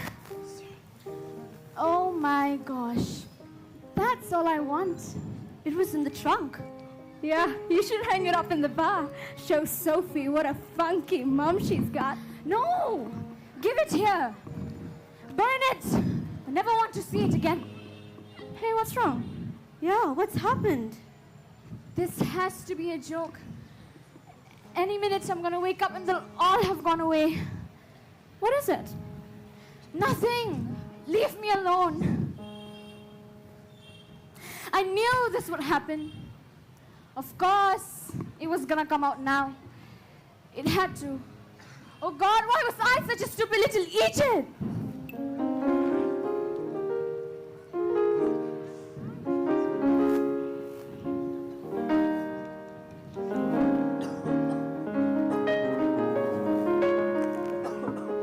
Chiquitita, tell me what's wrong. I have never seen such sorrow. In your eyes, and the wedding is tomorrow. How I hate to see you like this. There is no way you can deny it.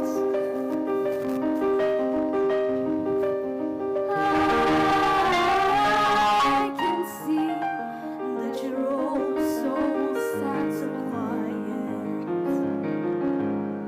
Chiquitita, tell me the truth. Look, I'm the shoulder you can cry on. Your best friend, I'm the one you must rely on. You were always sure of yourself. Now I see you've broken a feather.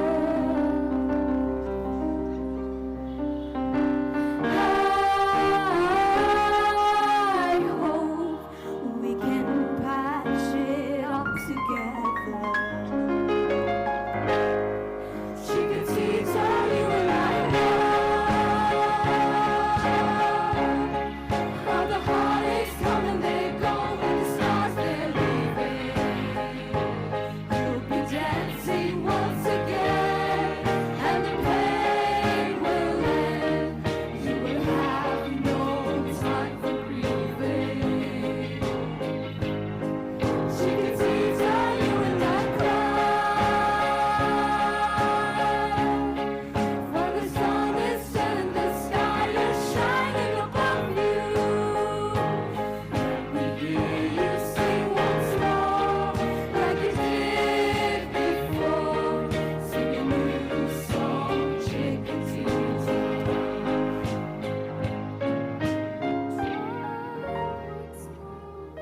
Like I did before.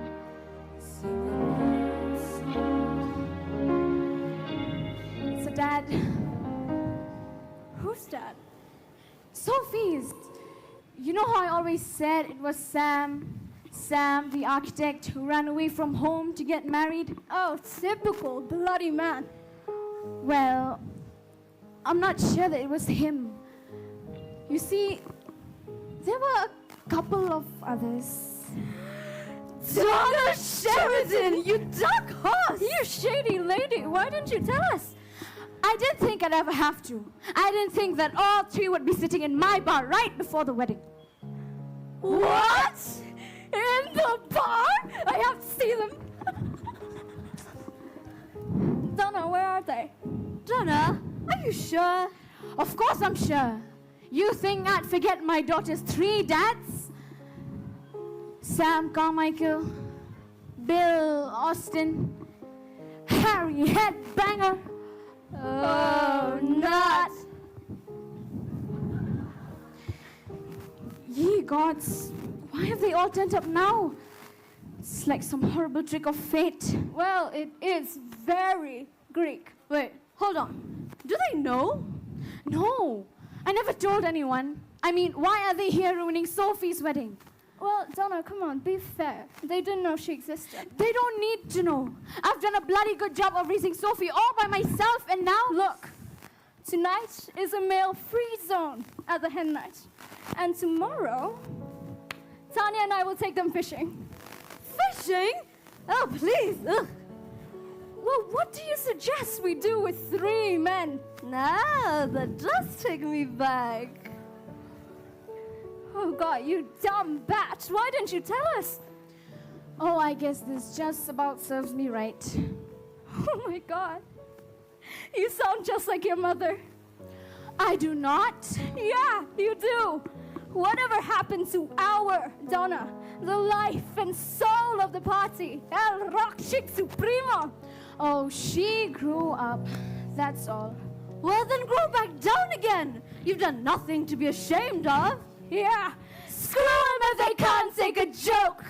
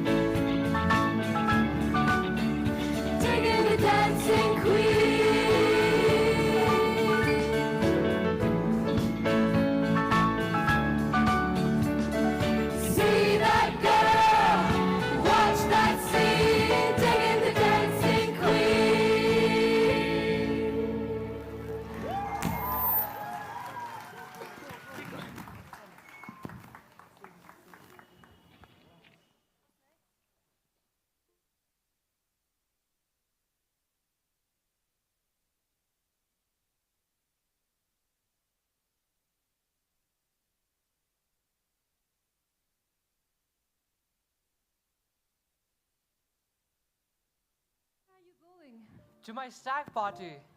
Don't go. What? And miss out on my last night of freedom? No, I don't mean don't go. I mean, is that how you really see it? I see it as the last night before the biggest adventure of my life. What's the matter, Sophie? You know how I said I wanted to find my dad? We've been through this 1,000 times, Sophie. You don't need your dad. I'm right here, all right? Yeah, Sky, whatever happens, you'll never leave me, will you? Are you crazy? You've turned my world upside down.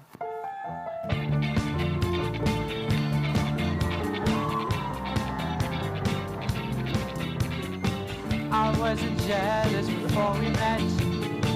Now every man that I see is a potential threat. And I'm possessed if it isn't nice. You've heard me saying that smoking was my only night. But now it isn't true. And everything's new. And all I've learned has overturned. I beg of you, don't go wasting your emotion. Lay all your love on me. It was like shooting a sitting duck.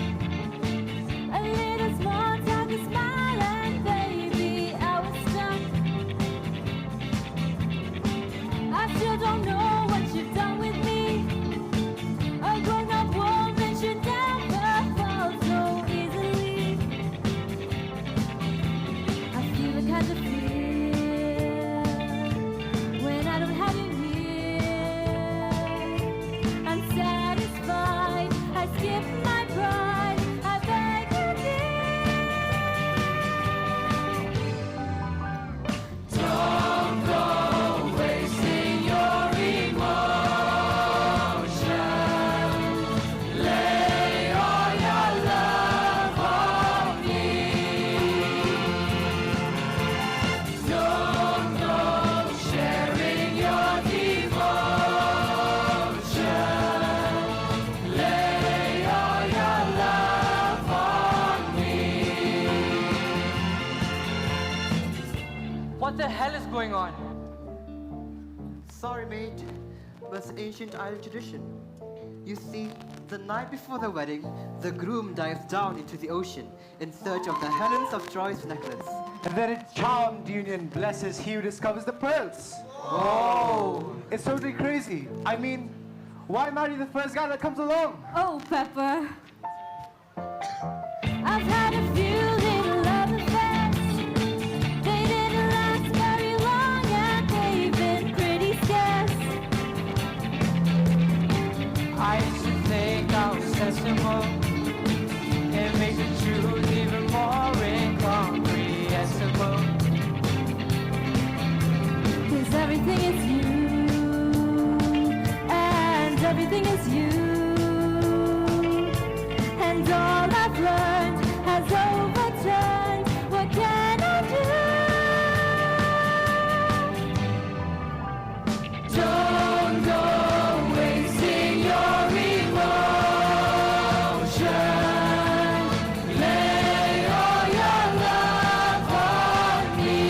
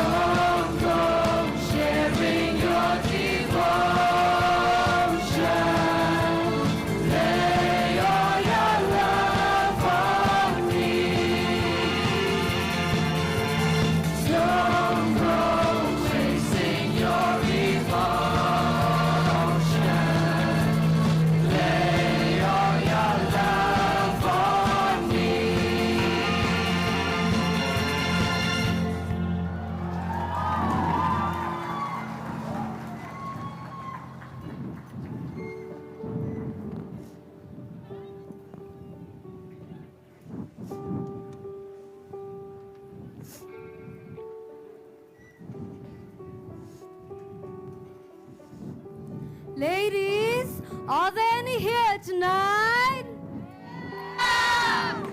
Well, for one night, and one night only, the Sheridan Taverna is proud to present the one, the only, the world's first gold power band and all, in its grown-up, wrinkly glory. Hey, speak for yourself, Tanya. One night, one number, because that's all we've got the breath for. Give it up for Donna and the Dynamos!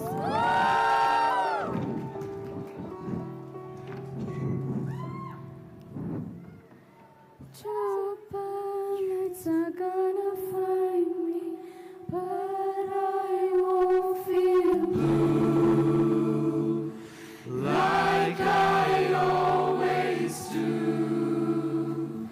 'Cause somewhere in the crowd there's you.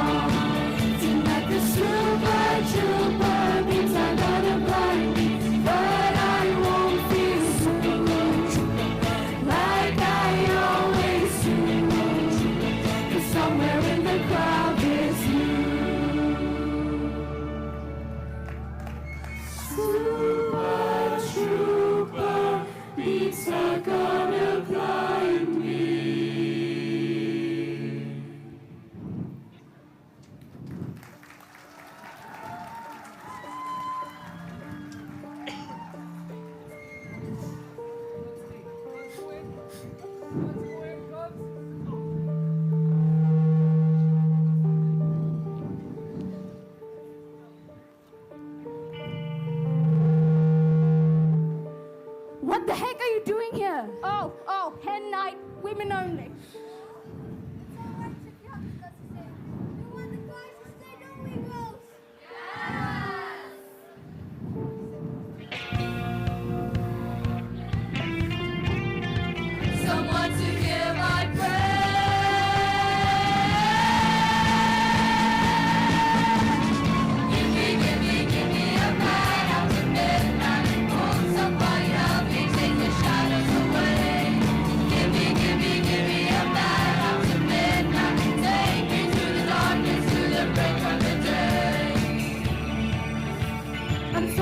back your way. Thank God you did. It used to be a quiet island, this. So, are you regretting staying away so long? No, I'm regretting I never knew what was here. What? This island, this taverna. I always meant to build it someday, you know. But she beat me to it. Do you prefer buildings to people? What? Tell me something about my mom. Your ma? Well, your mom was irresistible. She was a one-off, you know. We talked, we fought, well, it was me who brought her here in the first place. And that wasn't the only thing you did, was it? What she told you? Nothing. She's never mentioned you. Oh, no. You said your mom never stops talking about her friends from the old days. What's going on? Sophie, why am I here? Is there a man out there? Someone to hear my prayer?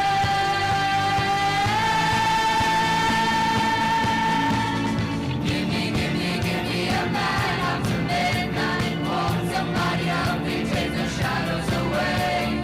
Give me a man after midnight. Take me to the darkness, to the break of the day. Fancy Donna with a grown-up daughter.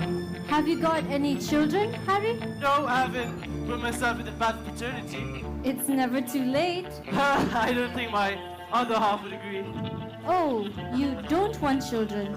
No, it's not that. It's just... I would have loved a daughter. I would have spoiled her to bits. Lucky thing. Is your dad here? I don't know. What? I don't know who my dad is. Is there a man out there? Someone to hear my prayer?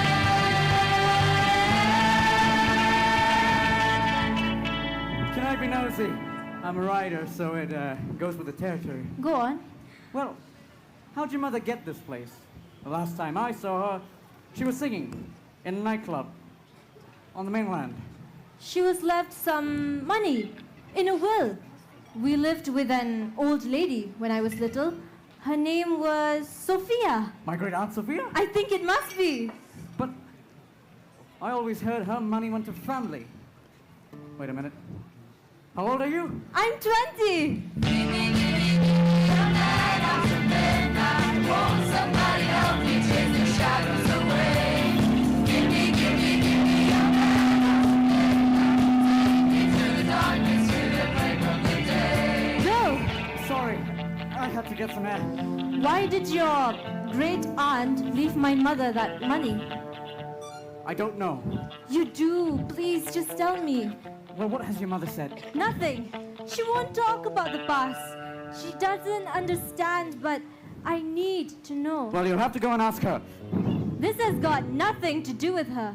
My whole life has been this one big unanswered question, and I don't want any more secrecy. Sophie, this hasn't been my secret.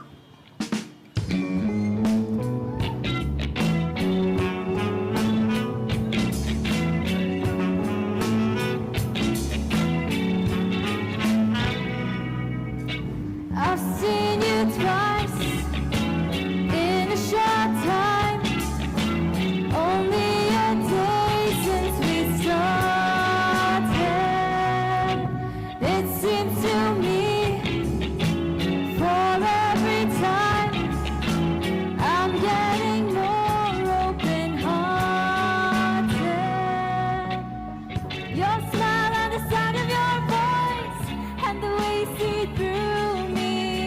Got a feeling you give me no choice, and it means a lot to me. So I wanna know, what's the name of the game? Does it mean anything to you? What's the name of the game? Could you feel it the way I do? Tell me, please, 'cause I have to know. I'm a curious child, beginning to grow, and you make me talk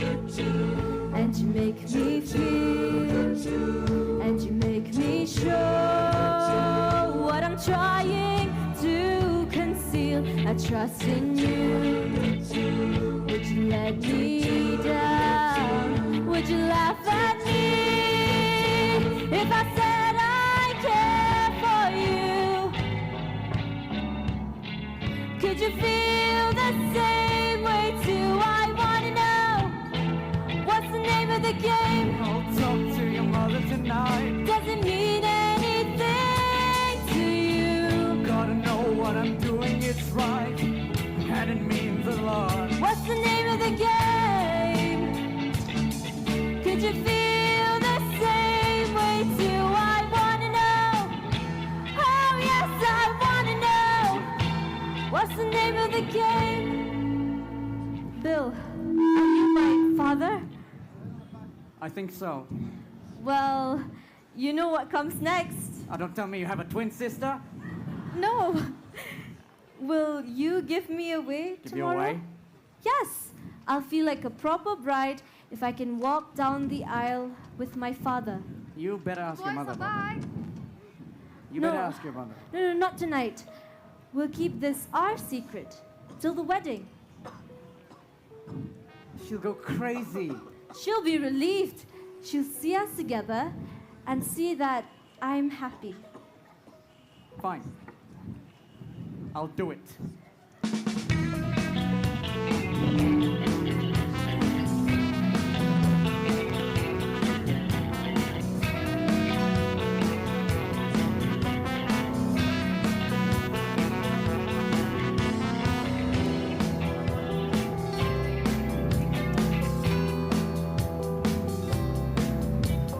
People everywhere, a sense of expectation hanging in the air. Giving out a spark across the room, your eyes are glowing in the dark. And here we go again, we know the start, we know the end. Masters of the sea, and now we come, now we're about to get some more. You know what I mean. Take it now, leave. Now it's all we get. Nothing promised, no regrets. Voulez-vous? Ain't no big decision. You know what to do. La question c'est voulez-vous?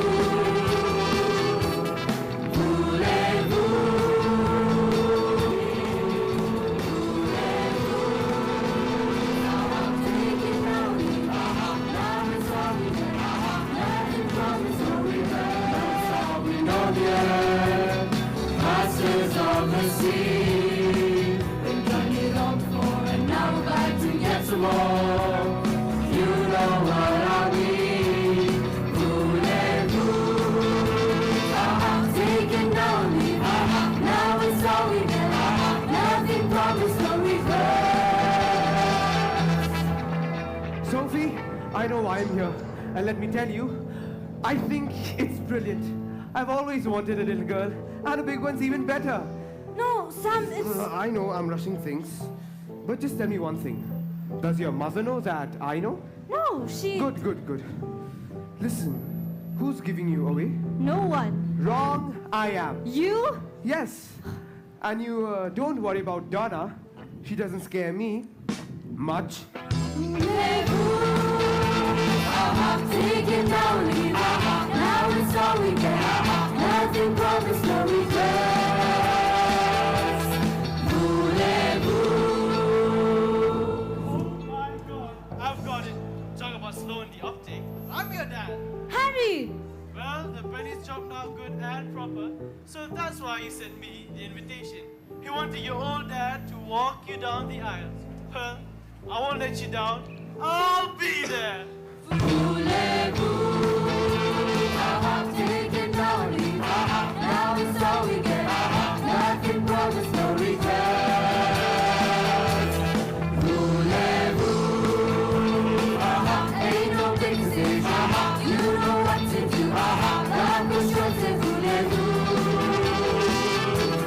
Voulez-vous?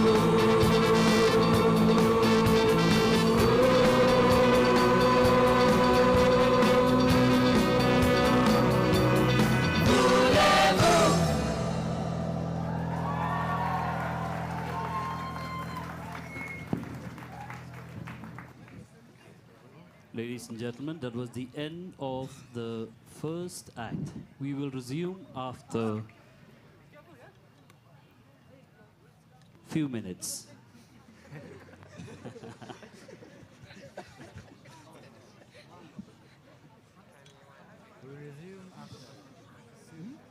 There will be no break. There will be no break, and the cast, they're getting ready for the second part of the show.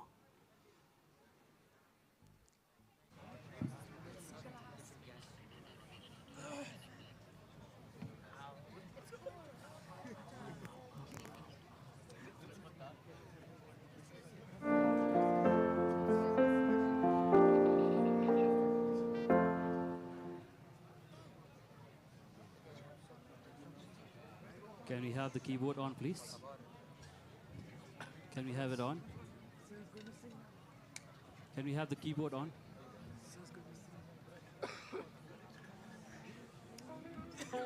Piano, piano. Thank you.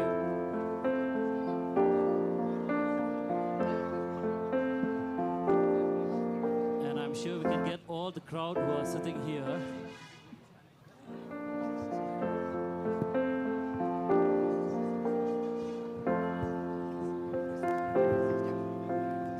Check. And I'm sure we can get all the people who are sitting in this small little platform to sing along to this as they are preparing. I see trees so green, red roses too. I see them bloom for me and you, and I think to myself, what a wonderful world. I'm sure, ladies and gentlemen, you know the song, you can sing along. I see skies of blue and clouds of white, bright blessed days, dark sacred nights, and I think to myself, what a wonderful world.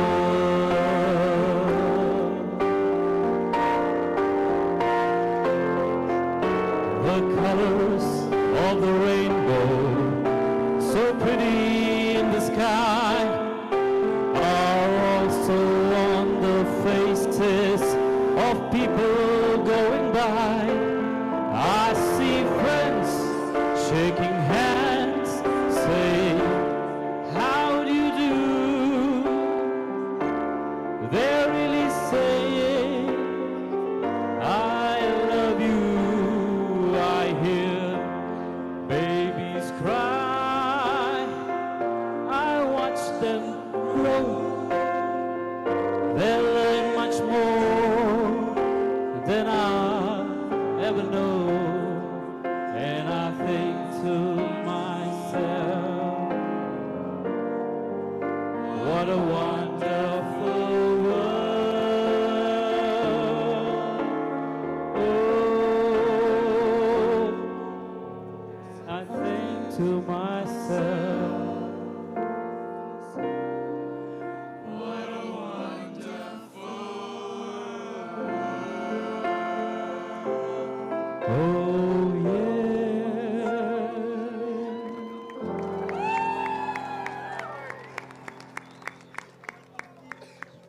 ladies and gentlemen, Act 2 of Mamma Mia, presented by St. Edmund's School.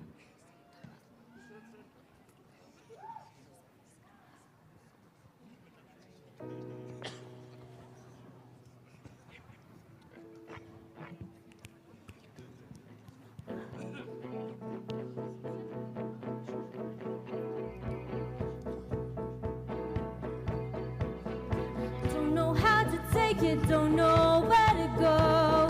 My resistance running low, and every day the hold is getting tighter, and it troubles me so. I'm nobody's fool, and yet it's clear to me I don't have a strategy. It's just like taking candy from a baby, and I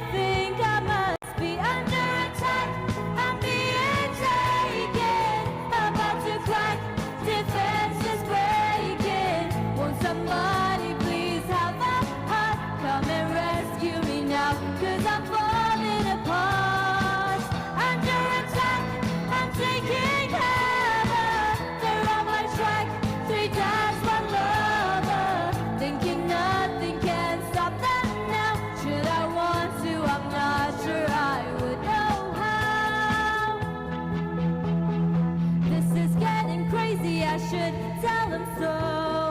Really let my anguish show. Like I was trapped within a nightmare. I've got nowhere to go.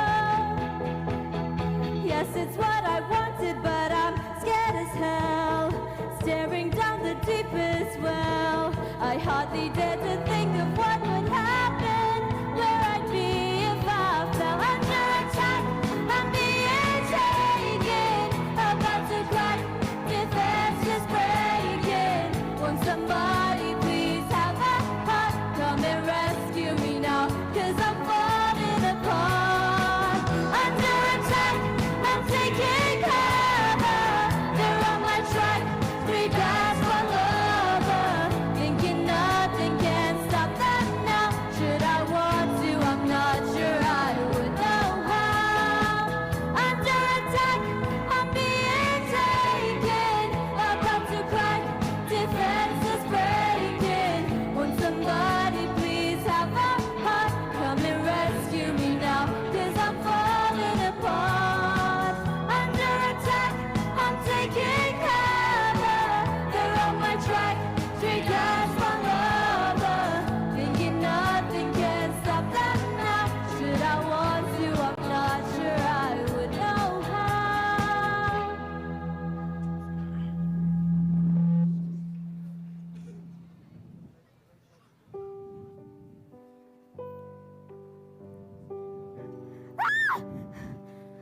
What's going on? Sophie, it's 6 o'clock in the morning. What are you doing? I don't know. Well, wait right here. I'm all right, Mom. Of course you're not all right. You're sleepwalking again. Again? When do I ever sleepwalk? The night you couldn't do your timetables, the night you went down with measles. Knock it off, Mom. I'm not a baby. Well, I know that, Sophie. But you're still my daughter. And I know when there's something wrong. Where do we start? It's not too late. I can sort out this wedding malarkey. Malarkey? What do you mean, malarkey? Sorry, it's just a figure of speech. No, it isn't. That's what you think, isn't it? I'm just stupid to get married. It's just a label. I'm not pretending that I understand, Sophia. No, you don't. You did just fine without a man. You didn't do the marriage and babies thing. You just did the babies. Well, good for you. I don't see why you're taking this out on me. I'm going to do it right, Mom. I love Sky, and I want to be with him. And I'm not going to let my kids grow up not knowing who their dad is, because it's trash.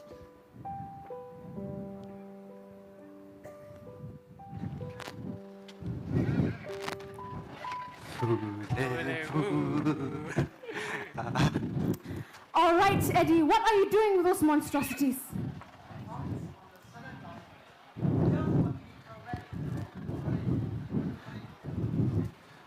Are they yours, Donna? No. Well, what sort of a wedding is this going to be? Look at the state of you three. Now hit the tubs. And where do you think you're going? To scrub the groom's back. No, you're not. I want the champagne on ice, the Uzi and the punch bowls. I want you to lay out the tablecloths, the cutlery, and the best glasses. And I want you to wash and polish him first. Eddie? Yes, sir. Get your boat out. What? Why? Because my guests want to dive down to the old wreck to look for more pearl necklaces. But, Donna, we already planted the ones that Sky brought last night. I don't care. It will keep them happy until the wedding starts. But... For God's sake, just do it. Yes, sir.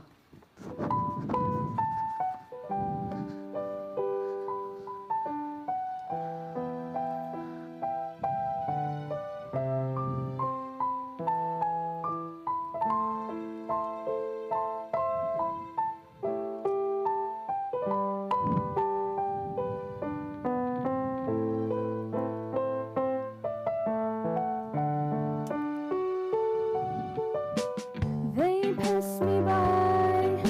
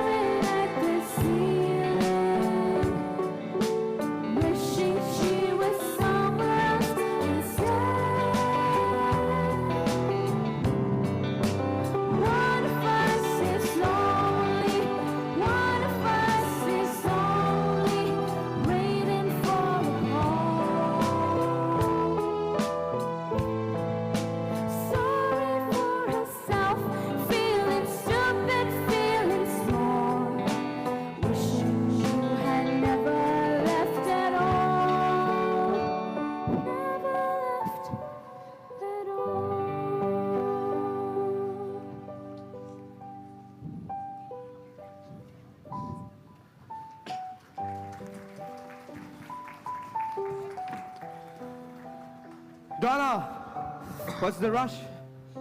A small match of the wedding. Look, about this wedding. Hey, are these my old bagpipes? They frighten off unwanted visitors. Well, you don't need bagpipes to do that. I wouldn't. My bite is worse than my bark. I know.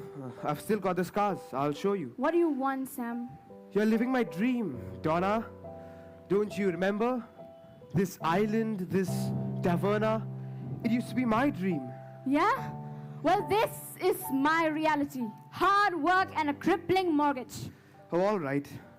Let me take a look at the roof for you at least. I will take a look at my own roof. Oh, all right. Be a bloody martyr. Look, I know it's hard for you, doing it all on your own. Don't you patronize me. I like doing it on my own. Every morning I wake up and I thank Christ I haven't got some middle-aged menopausal man to bother me. I'm single, I'm free, and it's great.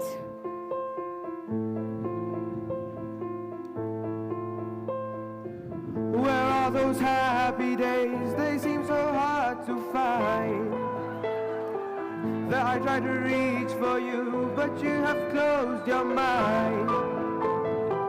Whatever happened to our love? I wish I understood. It used to be so nice, it used to be so good.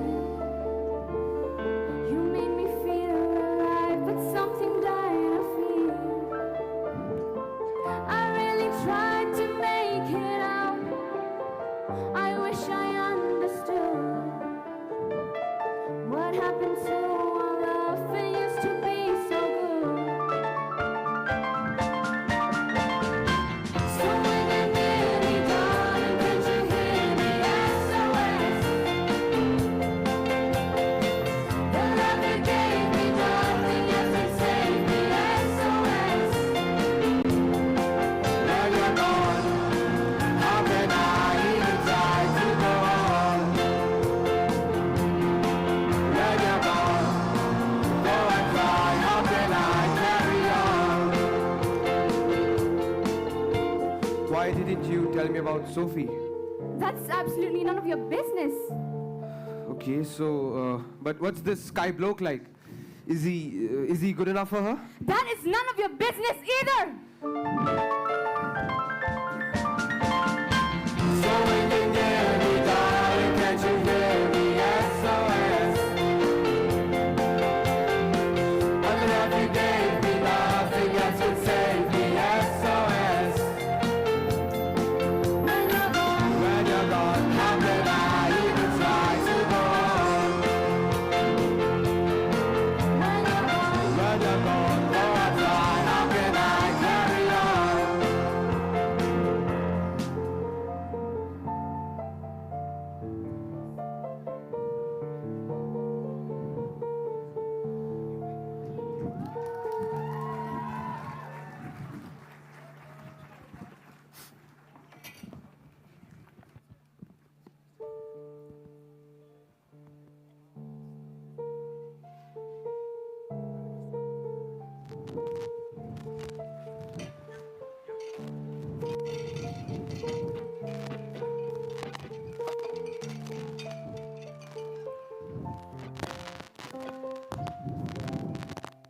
Madam, now this will tickle your taste buds. Well, yes, but will it cure my hangover? You should look in the mirror, darling, because you just cured mine. Oh, I'm old enough to be your mother. Well, you can call me